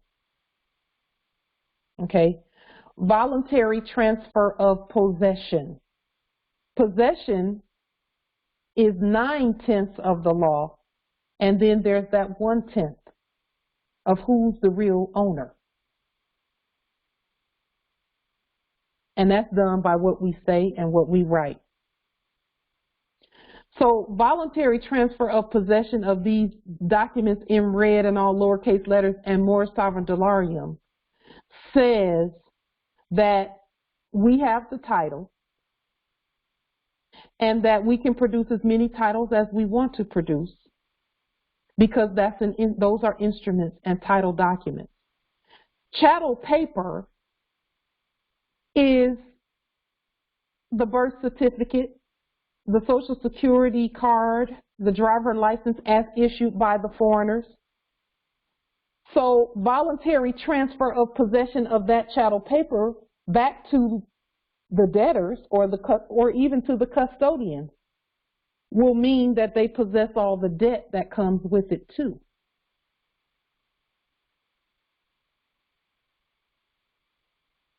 So before we do that demonstration, we're going to make sure that we have all the true documents on the public record. Then we hand back to Caesar that which is Caesar's. Anything that they produce, we hand it back to them. And there's a way to do that too. It has to be done by court action and then given to the lower county superior court, the constitutionally inferior county superior court. Okay, there's a way to do it. There's a process to do that. And that would be rightfully proclaiming your sovereign status as the creditor to all nations at earth. And that automatically makes you a receiver in equity and an executor and administrator of an insolvent debtor or assignee's estate. You're just telling them, here is your insolvent debtor, And everything on this land is a part of our estate. So we are the receivers in equity. Okay. And that is, again, a process. Okay. So when we deliver it, delivery with respect to instruments means voluntary transfer of possession. There's a saying that says that when the foreigners first came, they had the Bibles and we had the land.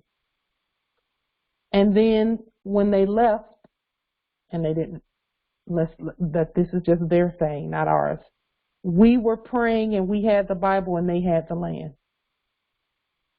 Possession, okay, is what we're talking about. Delivery.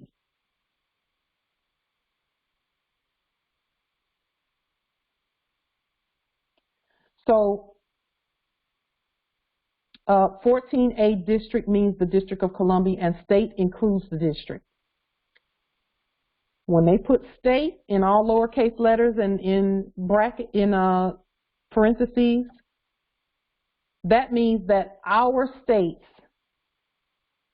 include any other district, all districts. And then what we do again is voluntary transfer of possession of all debt back to Caesar. They are, the subjects and the custodians are in our state, not the other way around. We're not in their state. And that's why the constitutions on the public record are so important. Okay. We'll do one more definition and then we'll stop here for today, and then we'll pick this back up on Thursday. Document of title includes bill of lading, and again, they're putting bill of lading here in all lowercase letters. Dock warrant, that means somebody coming from out to sea or going out to sea. They're at the dock and there's a warrant there.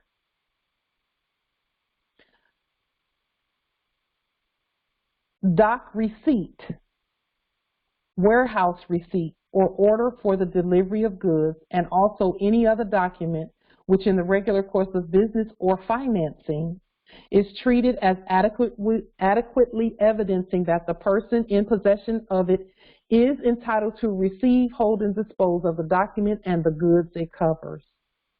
That's what titles do. And we're the only ones who have title and who can create title.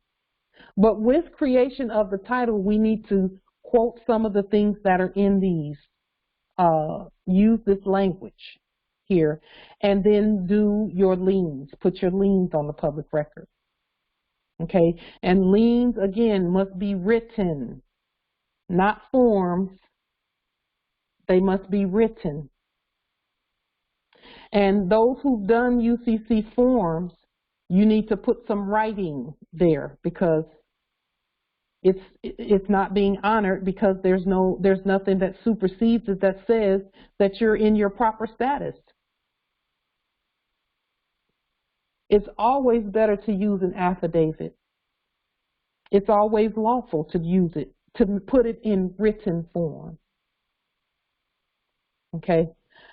To be a document of title, a document must purport to be issued by or addressed to a bailee and purport to cover goods in the bailee's possession, which are either identified or fungible portions of an identified mass.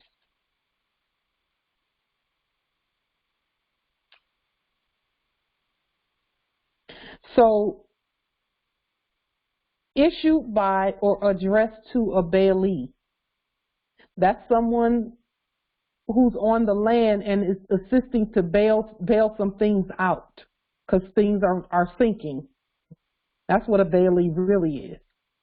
It's someone who helps when folks are being overcome with water and lost at sea. And purport to cover goods in the bailee's possession which are either identified or fungible. And fungible is identified down here. in number 17. We'll start at number 16 on our next call so that we don't go too long today.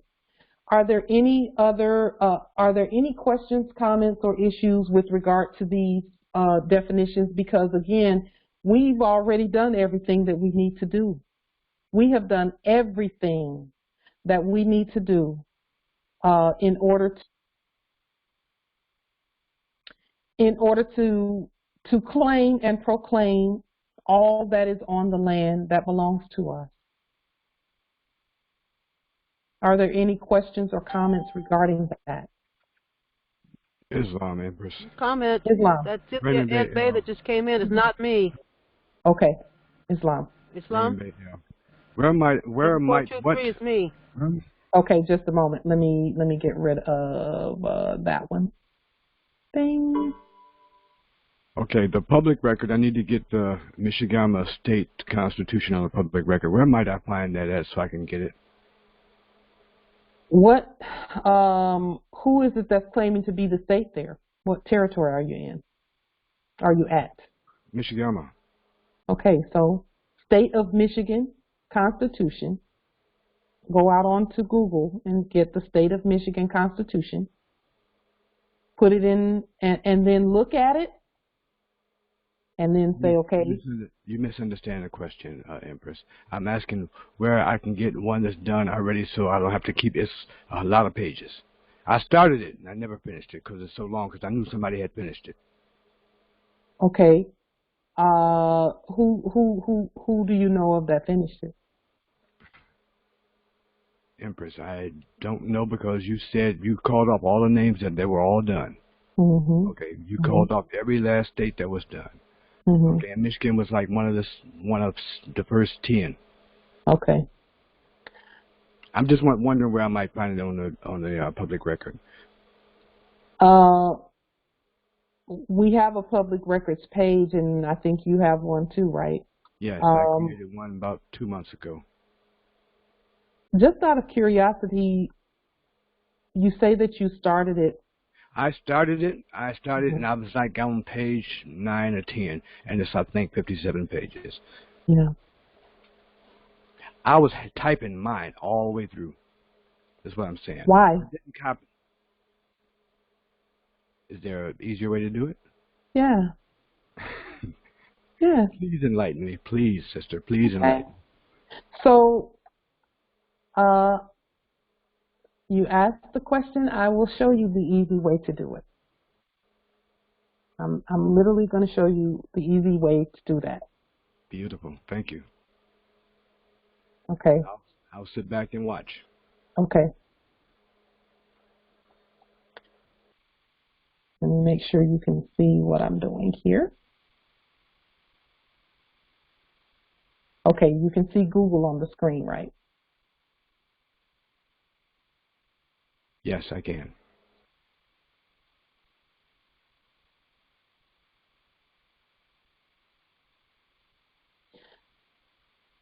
So I pull up Michigan Constitution, and it's going to give you the corporate one in all capital letters on the michigan.gov website. It says Constitution of Michigan of 1963, and there's probably one older than that. If I were you, I would go back and find the older one. And then, here, let's take a look. Yeah, you have 8 articles. So I would take, let's see, let me go back.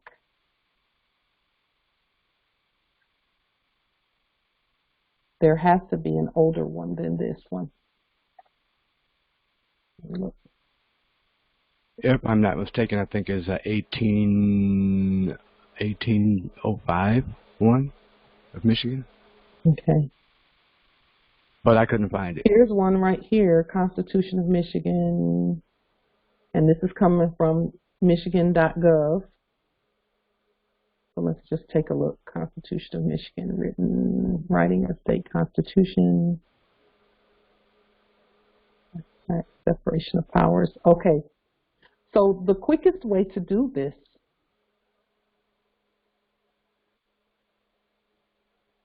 is the following. Let's see.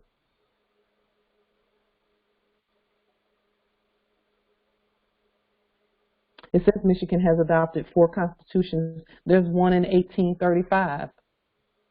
So you see this Michigan Constitution here. So the way that we in my documents, yes. Okay, so this is what we do. We say, we go all the way down, we select the whole thing. And you can even select all by saying select all. But you go down, you select the whole thing, go all the way down to the bottom, and then it'll give you the option to copy, so you copy it, and then, and I haven't selected the whole thing, but you copy it, and then you paste it. See, it's pasting the part that I copied, it's pasting it onto the document, right? Yes, but you have to open those up in order to get the, because each one of those subsections, you know, there's a whole lot of writing in there. That's what I was, like I said, typing. Okay, it's worth the time to do it because you're claiming your territory, and we're going to show you the importance of claiming your territory when you do that. Now, this one here, this one has this is the whole thing written out right here. This is the whole thing written out. Yes, that is, yes. Okay, so you would copy the whole thing and then go through it, read through it. Okay, it's worth it. We're studiers. We study. Read through it. I've read it. Okay, so copy and paste this onto Moorish government letterhead and read through it. Pull out anything that says State of Michigan in its corporate sense, and just leave the word Michigan there. Okay, and then and once you've gone through it, you already know what it's saying about you and about commerce. Look, bank and trust company laws. No general law providing for the incorporation of trust companies or corporations for banking purposes shall be enacted, amended, repealed, except by a vote of 2/3 of the members elected to and serving in each house. And that's why we vote like we do. We are the elect already, and so we had to do that in the spirit realm, and now we're going to be doing it in this realm. This needs to be put on the public record so that your banking can commence in your territory.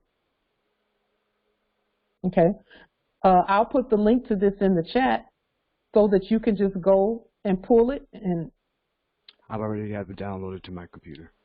Okay, so if you have it and you don't have to click on anything to open any sections, those sections are written out right there. Right. And then you put it in blue ink. Okay. Put it in blue ink and then go through it and study it and make sure that you're familiar with what it says, so that as you commence with banking in your territory, you have what you need in order to do that lawfully. Okay, I will get on it right after this. I'll see if I can do it right after this class is over. Yeah, yeah. It only takes, it doesn't take long to do that. We don't need to reinvent the wheel. Just like we looked at the birth certificate, and we said, okay, let's make living birth affidavits because we know that the law works by affidavit. Let's put it in red first and put that on the public record to say that the Christ, the Savior, is born. And then let's put it in blue so that we can do commerce the way that we want to do commerce and access our living SESTA-QV trust. Because there's a living one that says that when the living speak and they identify themselves and say that they're not lost at sea, that all of the mean profits revest back in to the trust. And we put that on the public record way back when. There's a SESTA-QV specific video specifically for SESTA-QV that says, hey, the Moors we're not lost. We're not lost. This is a SESTA-QV public notice. We're right here. Yes, Islam. I've had it since 2017. Yes, yes, yes. So it won't work in this current form. It will work when the sovereign, put it on the public record and you state it properly.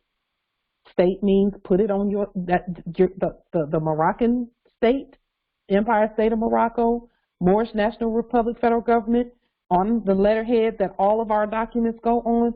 Put that Constitution on the public record that way, and that way you're properly claiming the territory.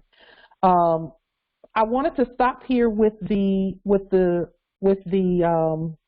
definitions, but I wanted to show you the definitions because all it's doing is affirming that we can have whatever we need on the land. It's ours already. All we need to do is properly state it. Now, when you put the Constitution, and let's move to that really quickly because the Constitution works in alignment with what we just talked about. You have to properly state where the property is in order to use the Universal Commercial Code to gain access and possession of the properties. And that's why we do what we're doing. And then a county charter for where you are and where the property is. A county charter put on the public record by the sovereign heirs on Moorish government letterhead. Okay? With your autograph on it, in red and all lowercase letters, or if you, well, no, the Constitution should be, you can autograph it either in red or you can autograph it in blue, whichever you prefer. So the reason that we're doing that, the way that we're doing it, is because that will make it so that you can use Delarium to do what you need to do based on some of the definitions that are further down in the Universal Commercial Code that we're looking at. Okay. We could go on for another hour or two, but we won't. We'll pick up where we left off. But I wanted to show you something, Moors, with regard to what we're doing. Now, some Moors don't feel that it's necessary to have a driver's license. I am going to be I'm demonstrating commerce because, again, we are making our Moorish Sovereign Delarium viable, commercially viable, okay? And so before I render unto Caesar that which is Caesar's, now we terminated all corporate contracts. That had to be done. And then, again, nature abhors a vacuum, so we have to put something in its place that is sovereign. And so this says that we are where we say we are, okay? It has the Washington flag that we designed and put together with an original indigenous George Washington on it. It has the air flag for transportation. So, again, when you're talking about flying, travel, you want to have rights to the air that are written, because you have rights to the air. You just need to, it needs to be written. That's why the Yeshua kept saying, it is written, it is written. And then having our flag with the one star in this corner here, that is in alignment with, now we're not under anybody, but we got to know, we know the rules. And if you look at the Real ID Act, it says that there needs to be one star in the upper right-hand corner. So we nip that in the bud too, because again, they're getting in alignment with what we say. They know we have the one star. So they said we got to make it so that everybody has one star, because the Moors got one star on their ID. So I did this, and it does not expire. It does have a reissue date, and the reissue date is set for 10 years from the date of the full moon, last week, this past week, okay? And this is solar calendar year 1443, okay? Because commerce is done by the sun, and then the ancient things are done by the moon. You could put, if you want to put the moon year, you can, okay? And then this is the reverse of the document of the driver, of my Moorish sovereign driver's license. It says this state driver's license is the property of Washington, not state of Washington, but Washington, in blue in all capital letters, as stated on my fiduciary document. It says, if found, return to the state, and state is in all lowercase letters here, at Commerce Ministry, because that's one of the ministries that we said we would have. And then I put this address because, again, according to the fiduciary document, we have the authority, and we breathed life into the SESTA-QV trust. Okay, ours is a living SESTA-QV that says our all caps is the beneficiary. It can receive all things. Okay.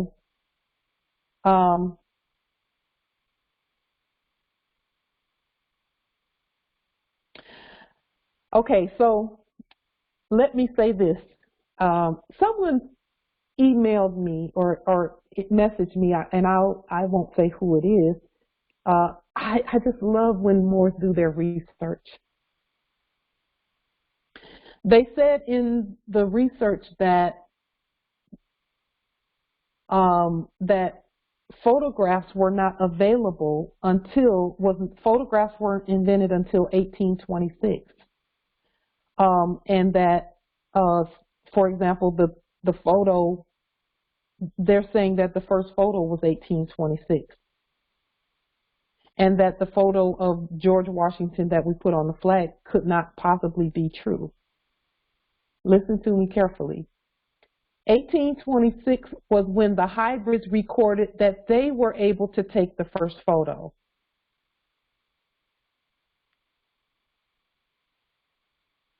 That's their record.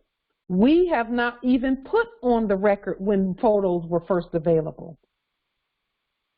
Just like flight has been available since time immemorial, there are pictures of helicopters on our hieroglyphics that they're finding in the ancient caves. But if you read what the hybrids say, they say that helicopters weren't around until, 19 la la la la la for them. That's true for them. That's true for them. Not for us. Not for us. Think about it. Think about what our buildings looked like in the 17 and 1600s. The Vatican, think about the building and what it looked like, but what the foreigners were building when they first came here. Think about that. They were first out on the prairie, and then they start building shacks in the woods and being grateful that they have a roof over their head. And that's great. But we already had in the 17 and 1800s, already had the building. So, the things that we've been looking at have been his story, not ours. Not ours, not by far. So thank you for saying that, because it's important that that type of research be put forth. And you actually could have said that out in the open, nobility, because one thing about truth is that it's going to stand up to any criticism. To me is lawful criticism.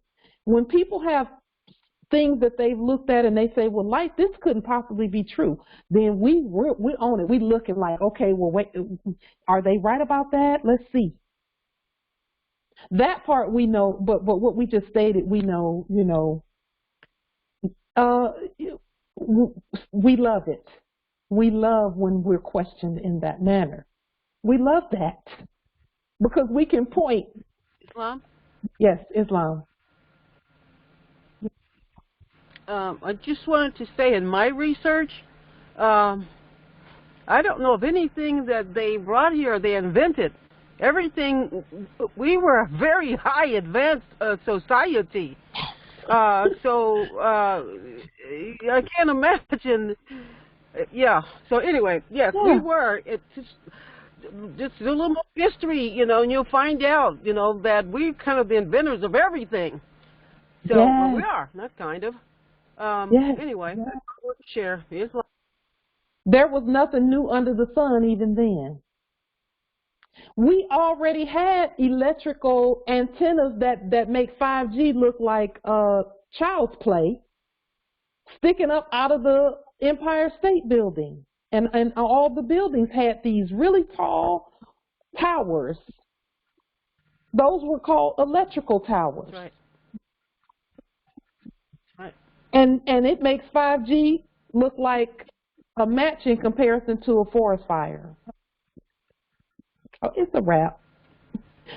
That's why I say once we know our real history. Fully electrified when they got here. Yes. We were fully electrified. Yes. Yes. This place was lit. Yes. We've been had all of that stuff.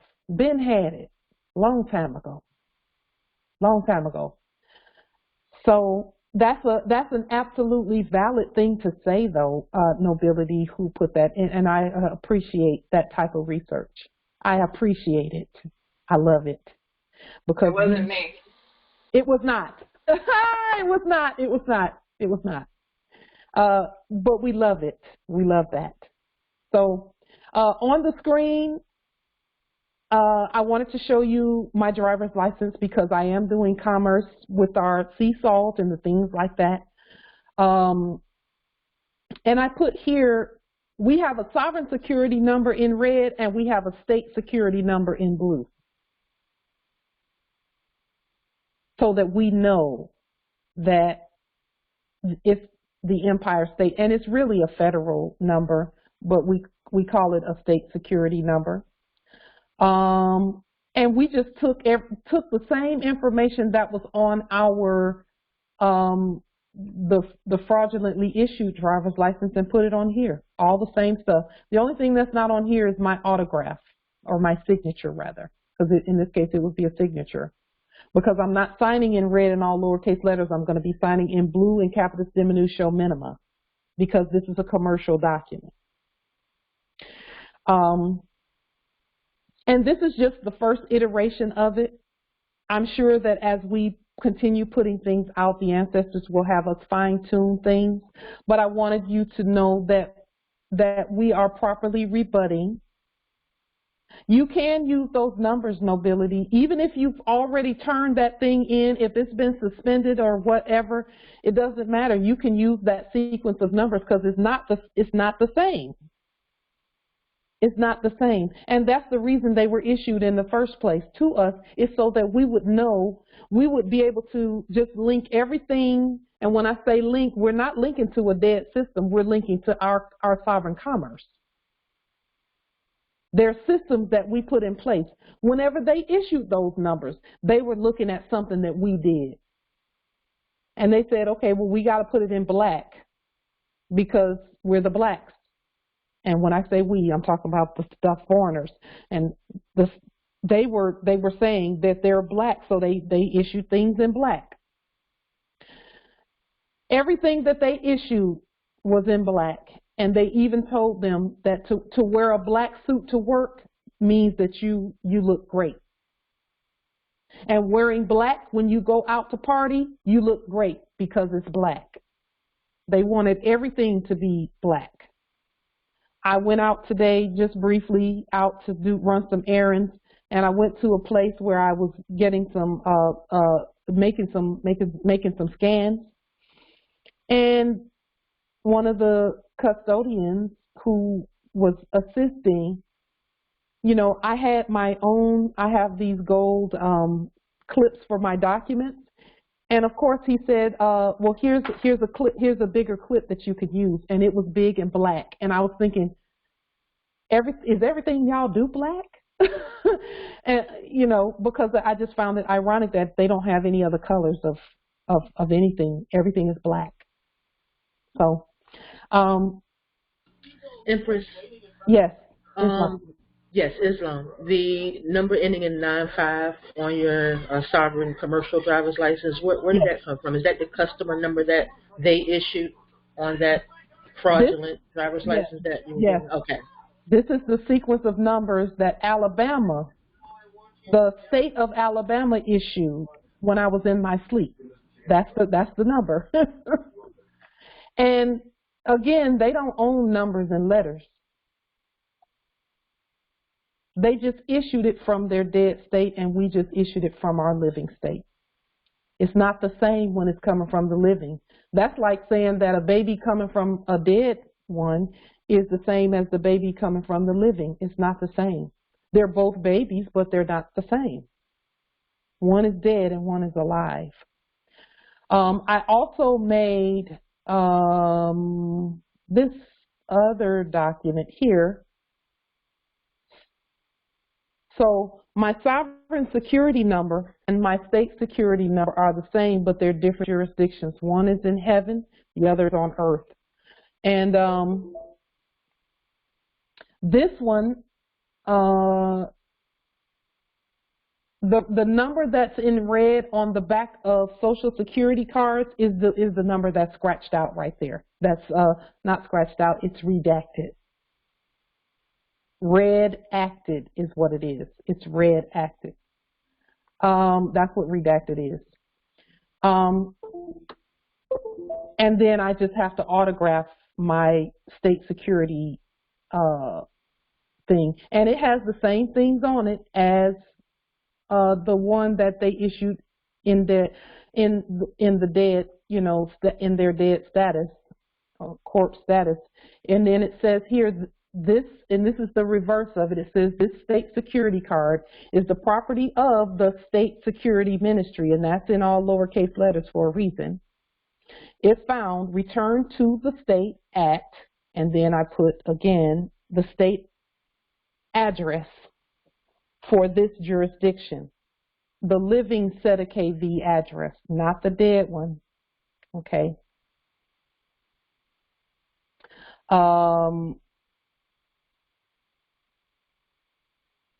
Should it be traveling license instead of driving?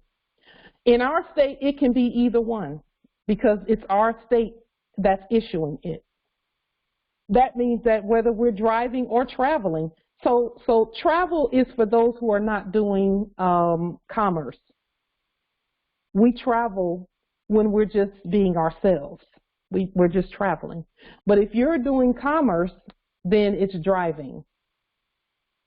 That's why they kept saying that, okay? That's why they kept saying that. So I'm driving, but according to the Constitution, I'm driving at Washington and not at the state of Washington. And then what we did with the Constitution, the Washington Constitution, is we took it to the we have inferior court. King County Superior Court, which is inferior to our court. We have their witness to our Constitution. They're just witnessing it. One last thing, a couple of things I want to show you about what's coming next after these constitutions go on the record and the county charters go on the record and things like that. I was going to save this for another day because we were packing a lot of information into one assembly, one congressional assembly. But I wanted to show you this anyway because it's important that we know where we're going as we're doing what we're doing.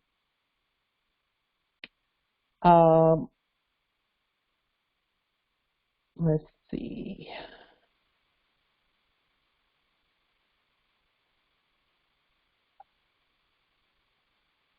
Okay, I want to show you what we're doing next.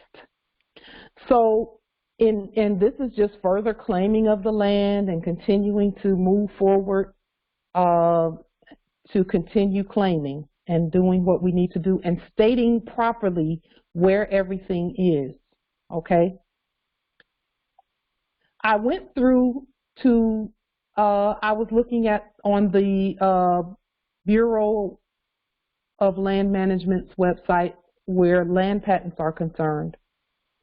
And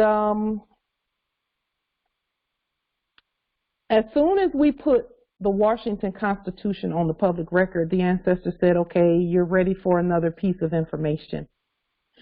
So remember we were saying that land and property and commerce and all of that is property of the state. We went on to the Bureau of Land Management website and we saw a huge, we saw a land patent for Washington, and it was actually state of Washington. That's what the land patent, that's what it was titled. Let me put this on the screen. That's what it was titled.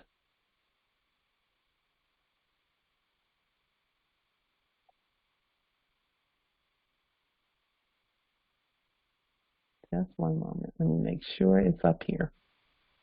Okay. But it did not have a land patent there. It didn't have one. It had a list of all the land and everything, but it did not have a land patent there. So what did we do? We produced one, a proper land patent, and then we, let me see where it went. Here we are. Okay. We produced the land patent based on what we saw in the records. And then we went through and we got the lower court witness to our proper claiming for the land. It's a little over 1.5 million acres here. Because again, we have a constitution, so we have to have land to go with the Constitution. And so on each page of this land patent, we just went ahead and got it witnessed by the lower courts here. And this land patent, Justice Raymond, when we see documents that are long, hundreds of pages, we still just attack. That's what we do. We attack. Yeah. Okay. This land patent, yes, this land patent was over 6,000 parcels. Over 6,000 parcels, 1.5 million acres. And it had no claim on it whatsoever. So Washington claimed it. And then we ran it through the witnesses and the court, our court and our lower courts, because those courts are subject to us. And reclaimed it. And claimed it properly, yes. And then what we did was put that along with, and I won't run you through all these pages, but each and every page is stamped properly, and then we notified. Notice to agent is notice to principal. So even having the stamp of the lower court on here, I just did this on June 16th. You'll see it's dated for June 16th. This demonstration was done 2 days after the full moon, so we were using the full moon energy to get done what we needed to get done. And this document is 100 and, let's see, it was 100 and something pages.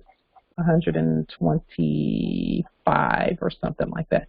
Yeah, it was 125 pages for the whole thing. And then we put our documentation on here. We put everything here on here and got it notarized by us. Because you can see here our notary stamp.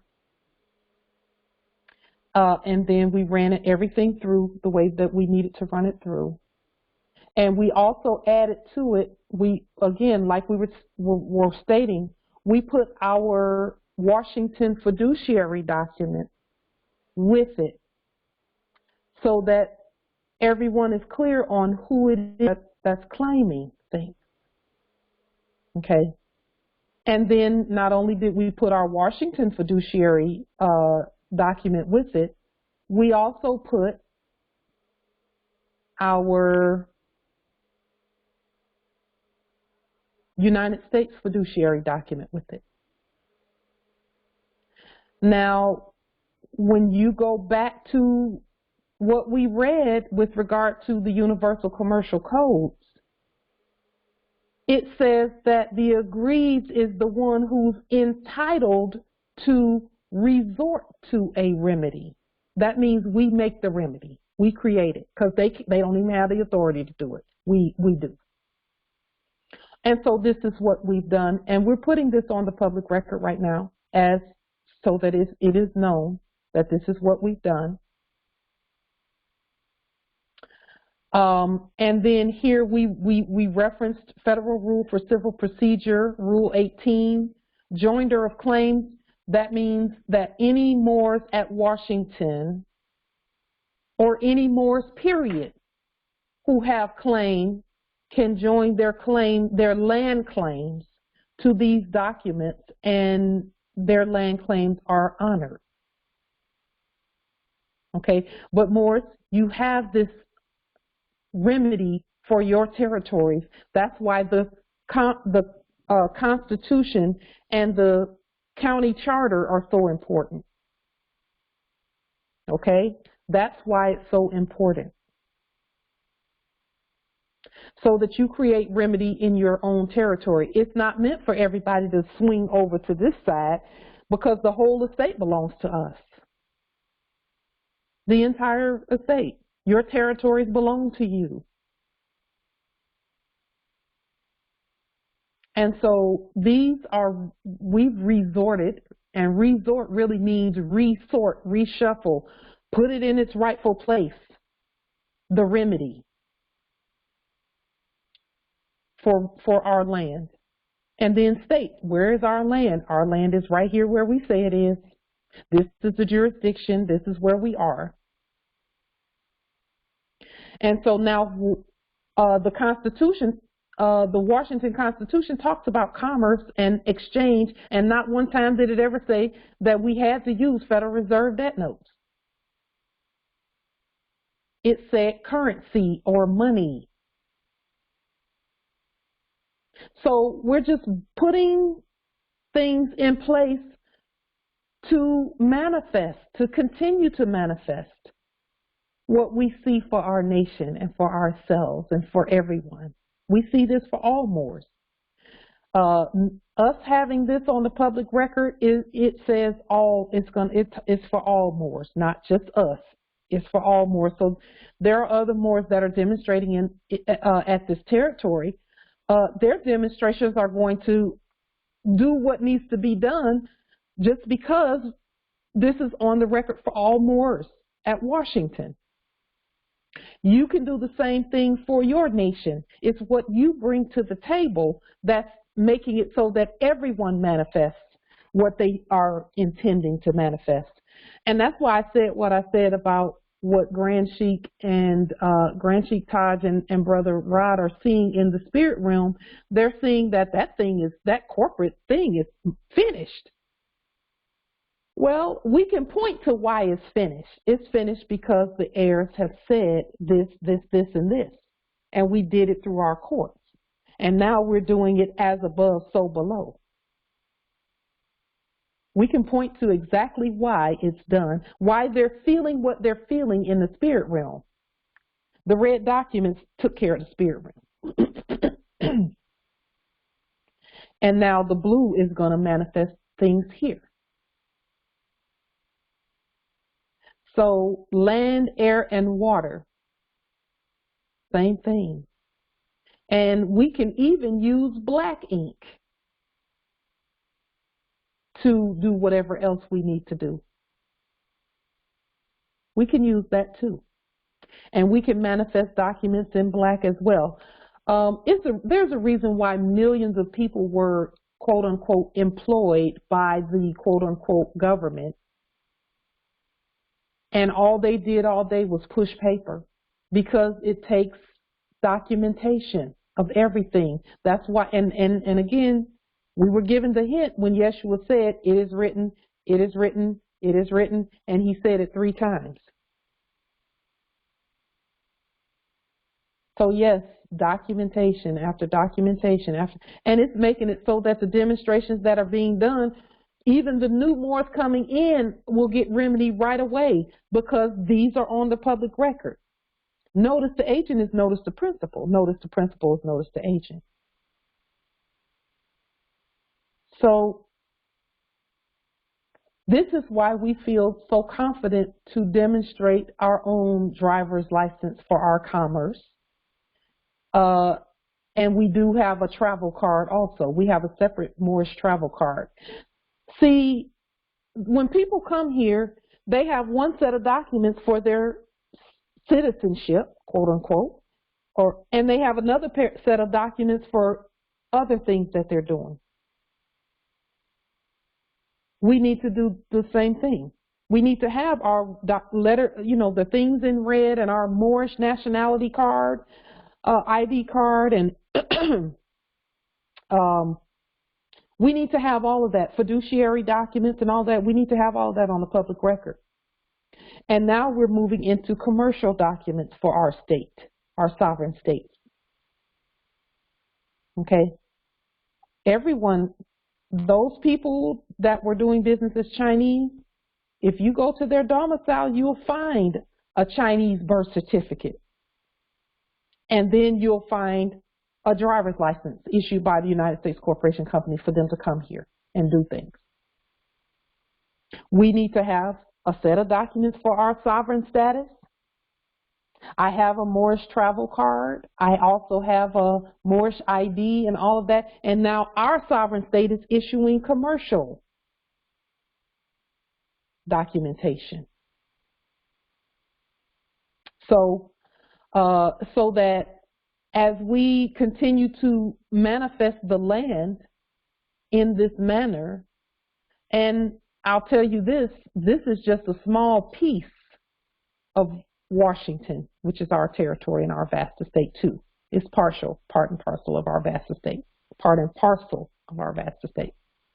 Because all of Washington is 45 million acres plus. And some of it they haven't even mapped yet, because it's still appearing. The water's receding and land is showing up that they haven't even put on the map yet. On both coasts, that's happening all over, by the way. Our estate is growing every day. So we had to go ahead and get control of everything and put it on a public record, and then notify. And that's what I like about coordinating videos, is that all that we're doing, we can prove it. It's right there. And then we have the documentation. We got the paperwork. We've done the civics and jurisprudence. We're doing things lawfully and legally. And so, Morris, just get it out there on the public record somewhere. That's why the Prophet talked about publishing. Some of the Moors have started Empire State of Morocco public records pages. Use them. Please use them. Create your own if you want to create your own, because it can be 5 million Empire State of Morocco public records pages. It can be a Moorish National Republic Federal Government public records page every other page on Facebook. Don't hesitate to be the government. Be the government. Be it. be her, be the government, not it. The government is a living matriarchal energy. Are there any other questions or comments regarding any of the things that we have placed on the record or shown? Yes, Islam. Islam. Sorry, Raymond Bell again. The driver's license, the travel as opposed to driving, shouldn't it be reflected as driving on both constitutions, the Washington Constitution and also the federal Constitution? It is, with the flags at the top. Now, this is not in place of a travel card. It's not in place of a travel card. We need a travel card because we have the right to travel before we have the right to drive. This is in addition to it. Okay. Governments issue a driver's license and a CDL separately. Right, even though they're the same. Even though they're the same. Yeah. They appear to be the same, but Justice Raymond, we know they're not. They're really not. But for them, it is the same. They've been commercial the whole time. But for us, it's different. And they were teaching us how to govern there when they did that. So that's what we're doing. This is not in place of a travel card. Let me just say that clearly. I have a Moorish government travel card. And then I have a driver's license for when I'm not traveling on leisure or government business. My business is all government business, but in some cases I'm doing commerce, and in other cases I'm just traveling to maybe do a site survey or something like that.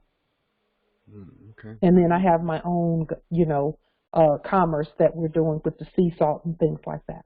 Well, I like that. It's a beautiful design. So Islam. Thank you, nobility. The ancestors have called us forth to manifest a rebuttal, a proper rebuttal to everything that's out there. Everything that's out there, a proper rebuttal to it. I mean, think about how many cards alone we had in our wallets. We had a card for everything. We had a separate military ID. I have to do my Moorish military ID because I had one of those. But we're peacekeepers, so it's going to be different. In case military duties are, when I do Postmaster General duties, that's a military function. It's a military function. So, we're just looking at all of the things that have been issued, and we are rebutting them properly, including the money. And when I say money, we know we're the only ones with real money. Reversion of estate on all of them. Yes, Justice Raymond, that is absolutely truth. We must do that on the record. So fortunately for me, you all are here seeing these things be put on, witnessing them being put on the public record. I'll be happy to witness yours too. just put up a video and put it on YouTube and send us a link, and we'll link to it. And the link, if you do it by Facebook, we'll get the link, and everybody can go look and witness what you're doing, because we do that for each other. So with that being said, we're going to be producing more documentation, more rebuttal documents, because we have the title to all that has to do with us. So again, right to travel is different from driver license, just by virtue of the jurisdiction. Right to travel is a sovereign right. Driving and commerce is a separate, it's commerce. So it's a different jurisdiction, but again, it's still our sovereign jurisdiction because it's issued by our government. So those of us outside of Washington should not worry about finding a Washington flag? You don't know. If you're at Georgia, do it for Georgia. And I'll tell you this, Georgia is you all are demonstrating so mightily there. Just do the same things for Georgia that we've done for Washington. And then issue Georgia driver's license if you want to do commerce, you know. And then that way, everything that you're doing is where you say it is, including property. Great. Yeah. Islam. When you're talking about a manufacturer's certificate of origin, we can now say that a conveyance originated at Washington, and we would be, and no one can rebut that. No subject, no custodian can rebut that, because we have proof that Washington exists. We have proof that it exists. And really, that's the real issue, is we have an existential issue. And it's not an issue, it's a blissful, beautiful manifestation. Our existence is manifesting continuously where commerce is concerned. We've always existed, but we're manifesting that now. And we read about that in the definitions. Just the first 15 definitions were just very powerful. I can't wait to get to the others. So we'll do the other definitions on Thursday if we can even wait that long. Things are happening so quickly that we may slip another something in there at some point and start doing meetings 3 times a week or something, because the information is coming very quickly. Because that other thing has fallen very quickly. Islam. I just looked up Michigan tribal flag, and it came a whole different separate flag to Michigan's. So yeah. Now you can take the tribal now, and this is something about the tribal flags. We have Moors that are taking the tribal route. You know, we've witnessed that over the last few days. Moors who are taking the tribal route. That's another part of our vast estate. Let them take the tribal route. We'll take the state route, because both are necessary. So the Michigama flag, all they did was take what was already ours and hypothecate it with those state flags. So we have to take that and do the reversion of a state on it. Are you speaking of the one with the eagle on it? The state of Michigan flag. Yes, the one with the eagle on it. Okay. Yes. Remember now, the eagle was not theirs. They didn't create an eagle. Right. We did that. And we put it on the money. Now, for us, it's a phoenix. But an eagle is ours, too. Yes, Justice Consul, that is a great question, and the answer is yes. Yes. I'm sorry, I misquoted. It's not the eagle on the flag. That's our state bird. The flag has got 2 elk or 2 deer standing up with the words Tudor on it. Tudor. Yes. Wow. You know how powerful that is for Michigama. I'm sorry, Tubor. I'm sorry. Tubor. Yes, some Latin under the bottom. Circumspice and C. Curus Pencilum Macum. I'm not sure. E. pluribus unum is on top, of course. And the eagle is on there in between the 2 deer or 2 elk. So. Ooh, because Michigama was the doorway that when the Moors crossed through, we came through Michigama is the straight and narrow way. That's the doorway. That's the doorway. And we settled at the cities that are the lakes. Those 5 lakes, those are our cities. That's where, and they were flooded. Right. Because Wisconsin was also part of Michigan. Wisconsin, Ohio. Yes. Talking about Indiana at one point. So, yes. All of the Midwest was Michigama. Okay. Beautiful. And Canaan land too. Yes. I forgot about them. Yeah. Yep. And that's why the Algonquin are so prevalent all in that area, because the whole area belongs to us. And by the way, I was born at Detroit, Michigan, so I know I've looked at them. Oh, my word is so powerful. The history is so powerful. Okay, beautiful. Beautiful. Yeah, even down to the word Detroit. We could go on. I could go for hours about that, but I won't do that to you. Okay. Don't do it to me. Hey, I'm learning. Yeah, Islam. The Michigan Moors. Whew, you talking about powerful? Whew. Those are some people right there. And I'm not just saying that just because I'm from there. I'm saying that because it is the truth. But that's and we could go in. I won't go any further with that. So yes, it can be an international driver's license. And by the way, Justice Consul, that question that you asked, all of them, even the dead driver's license that we are freeing ourselves from, was an international document, but they didn't tell us it was. Let me tell you why it was international.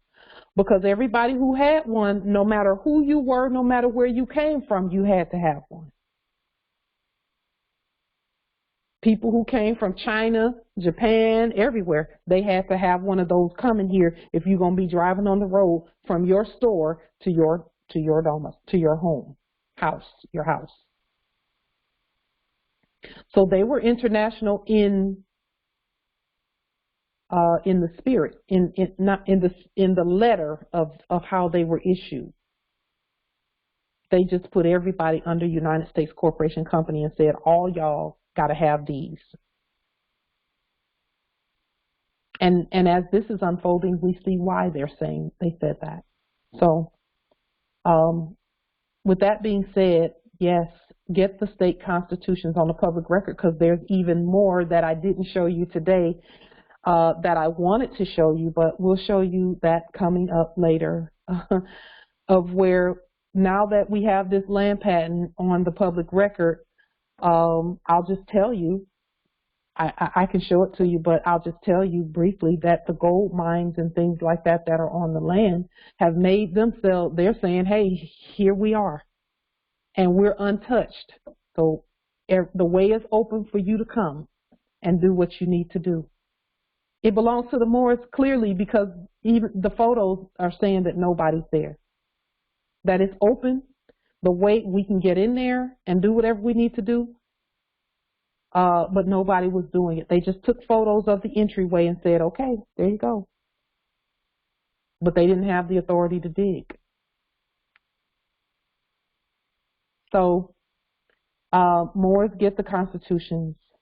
Yes, it's still ours. It is. All of that is ours, Islam. Get the constitutions on the public record and get the county charter on the public record, because the county charter talks about who the real clerks are, who the real courts are, and all of that. So when we put it on the public record, we're stating that we know we're the court. Okay. Islam nobility. Where I live, there's a county and a city charter. Do I do both or just the county? Both. Okay. Separately, correct? Separately, yes. Okay. Because, Empress, what that's going to do is that's going to clear the way so that any revenue, any city revenue coming from tickets and things like that has to be done the way that we more say that it has to be done. That's the purpose of the city charters and putting them on the public record. Is it's going to make it so that city utilities and anything that a city is claiming becomes ours. Okay. Also, I noticed on the city charter, back in '86, a street was renamed Martin Luther King, but on the charter it still has his original name. That's for you and your court to decide. Mm-hmm. The consul shall decide whenever there is any adversity or conflict on the land. The consul decides that. Okay. It's funny you should say that too, Empress, because when I first moved here, I was asleep, they had something else for King County. I forget what they had as a symbol for King County. But just since we've been demonstrating, they started using Martin Luther King's face as their logo. You know what? Martin Luther King did what he came to do, which is help them with their civil rights. And all we did was demonstrate civil rights for them so they'll know how to do it. That's all we did. We were acting too. That's true. Yeah, because we could never be citizens. So we just said, this is how you demonstrate civil rights. Okay. Whenever you talk about an international anything, you look at international law in order to properly state it. You state it according to international law for your state. And I'll tell you this, even the driver's license here that I put on the screen, it's international by way of the fact that I can use it in your states too. That is valid in your states. Your states, not corporate states, but your states. And when I say not corporate states don't exist when we do exist, and we do exist. So whenever I come to your state, which is Georgia or Michigama or Michigan or wherever, whenever I come to those states, between us Washington Moors and you Michigan Moors or you Georgia Moors or Alabama Moors, we have already agreed essentially, in essence. Now I know us here at Washington, we will accept all Moorish driver's licenses as valid. That's why we're demonstrating the way that we're demonstrating is so that we can all come to agreement that our states honor each other's commerce. Because that's what a driver's license is commerce. And so we agree to accept each other's commerce as valid.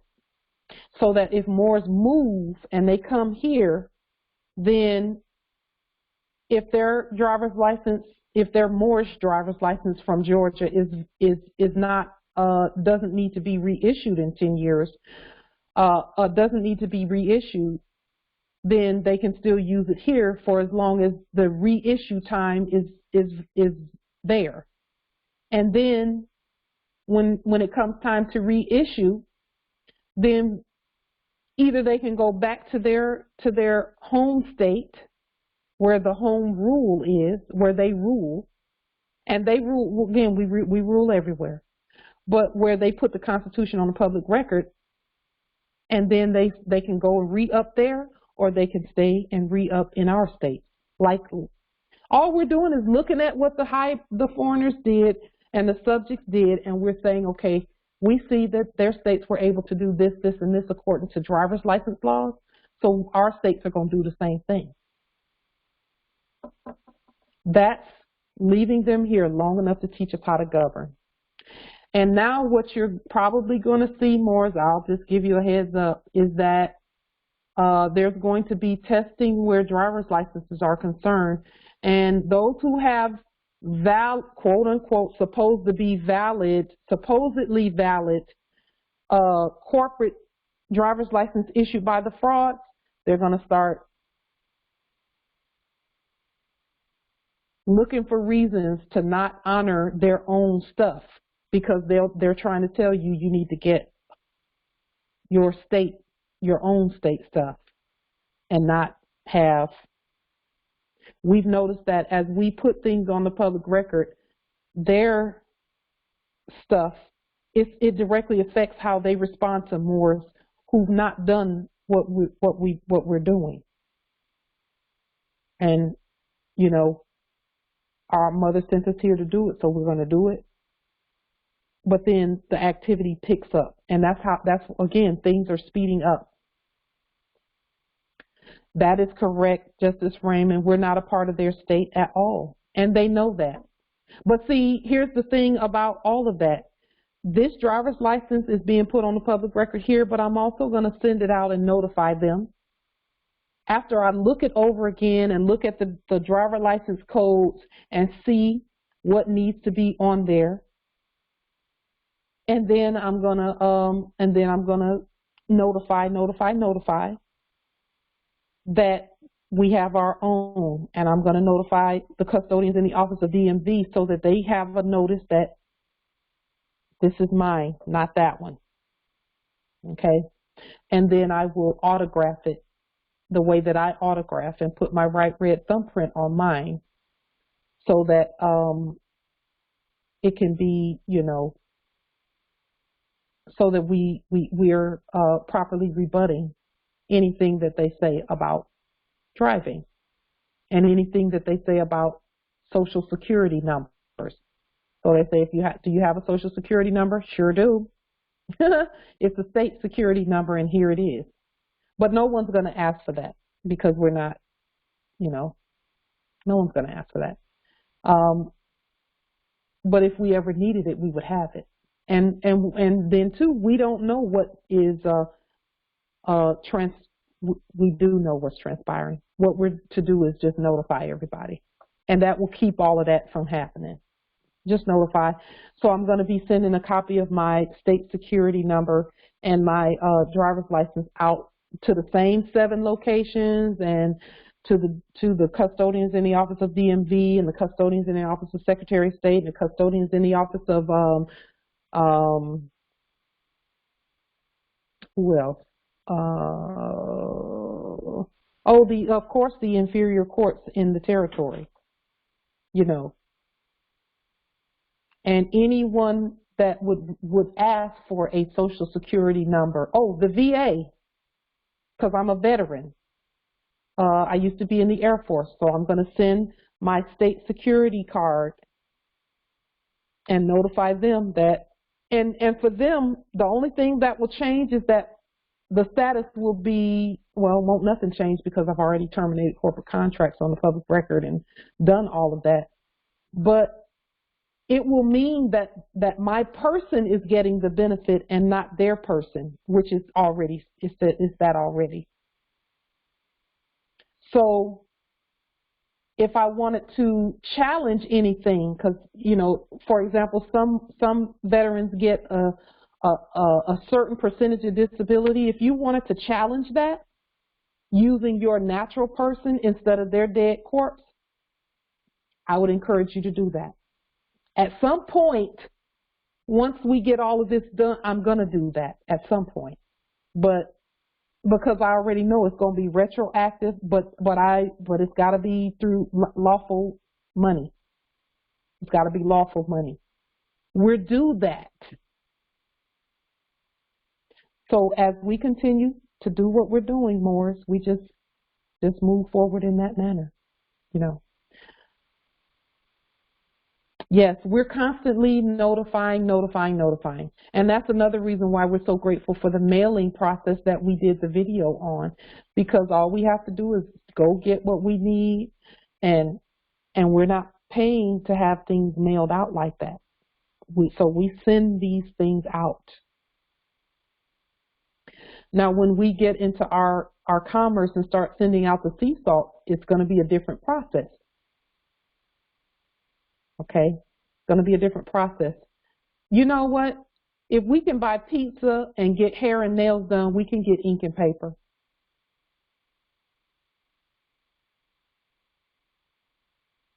If we can, Islam, that would be a normal statement, but I don't enjoy those luxuries these days. So, anyway.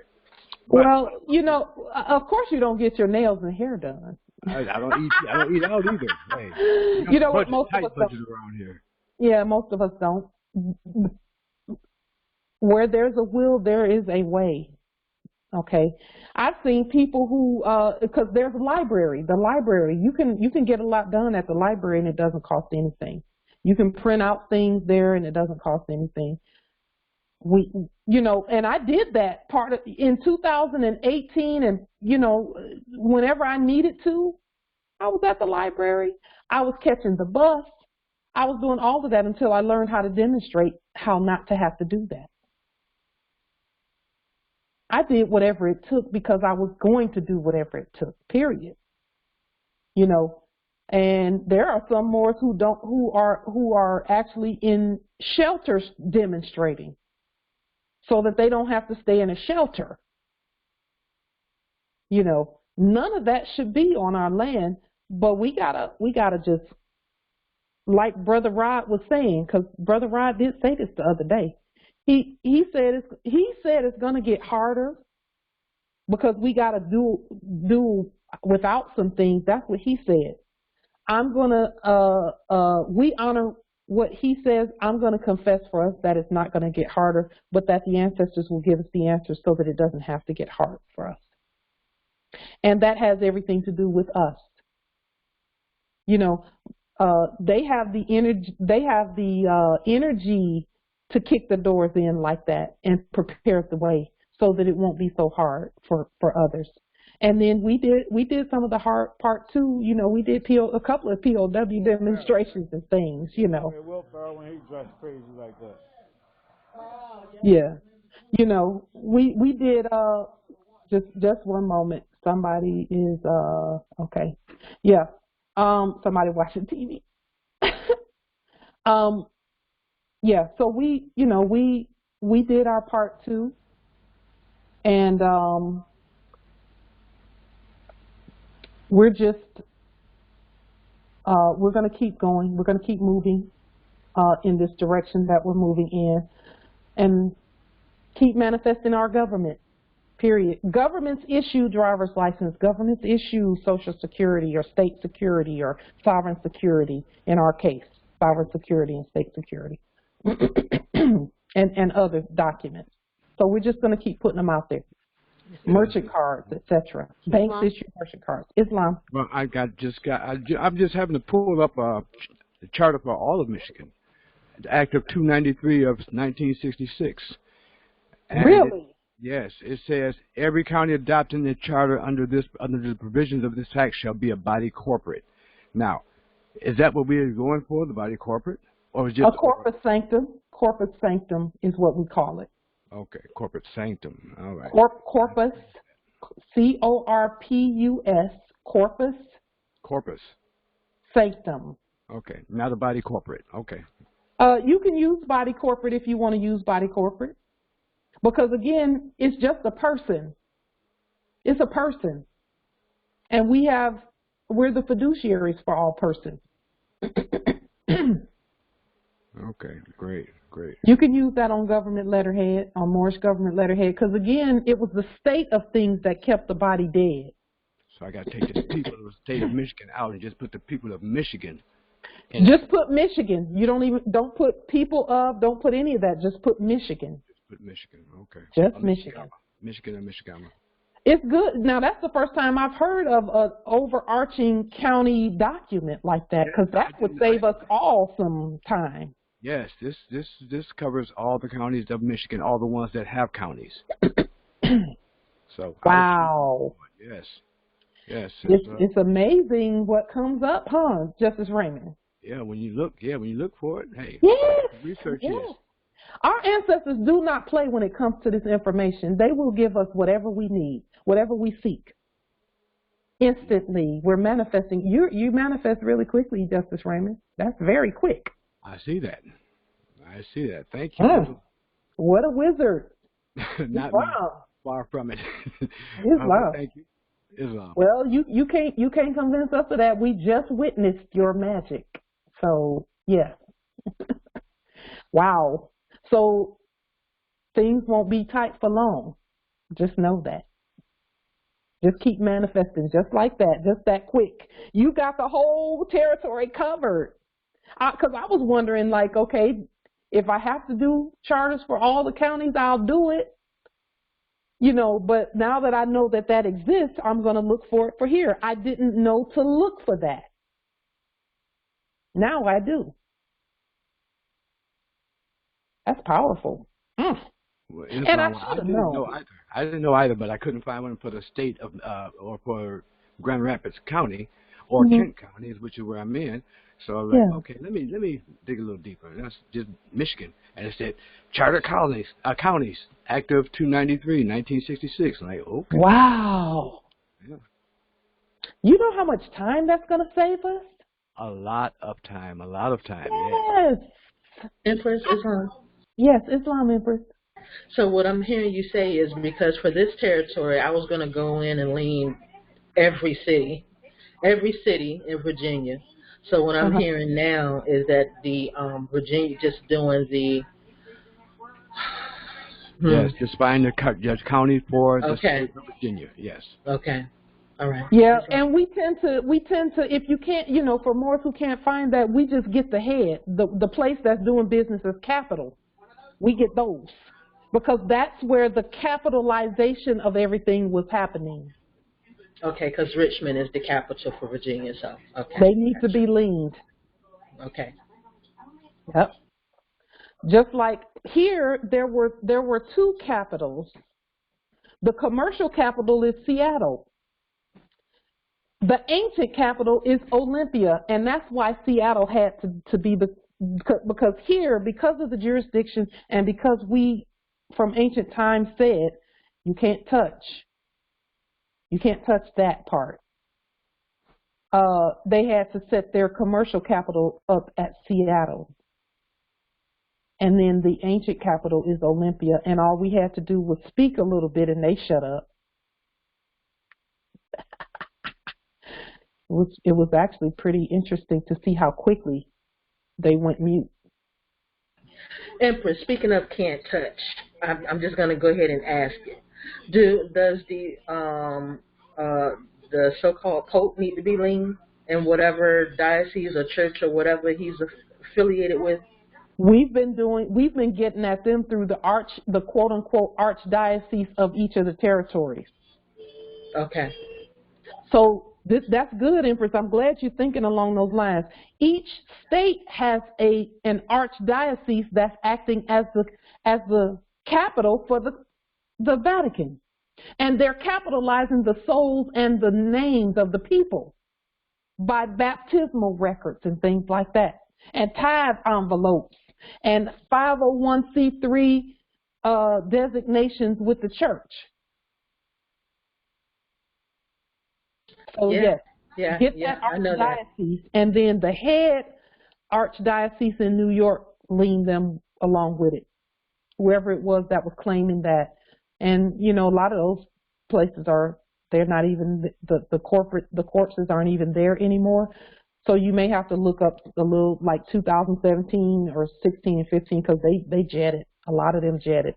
That's why you don't see them on the news and you don't hear about them people anymore. Because remember, there used to be a big old scandal about the fake priests doing things with children, and now you don't hear nothing about it. They had to go. And when the Moors start leaning everything in sight, everybody was like, yo, I'm out. So, and just a testament for what she said, the last Congressional Assembly about some of these corporations are 501c3s. I was going down a rabbit hole and I was looking up Hardee's, you know, just the fast food chain Hardee's restaurant. Come to find out they're a church 501c3 called Bodie and Noel. What? And you know what? Chick-fil-A is the same thing. That's why they're closed on Sunday. And did we know we was going to their church when we go eat there?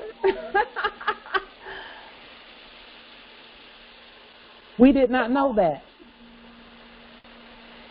But that's why it's important to just lean everything.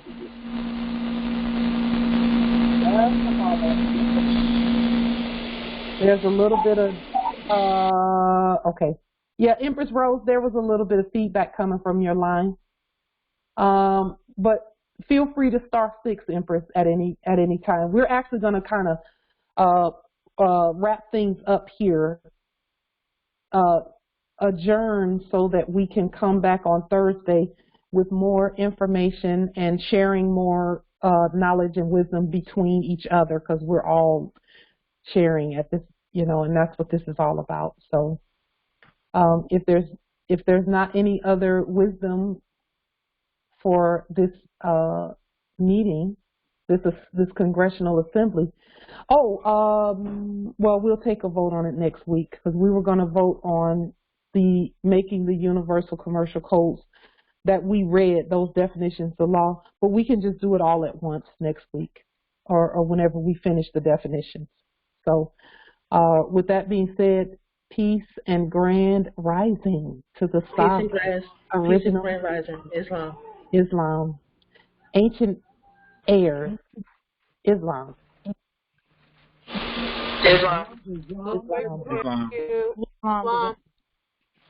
Peace and energy. Islam.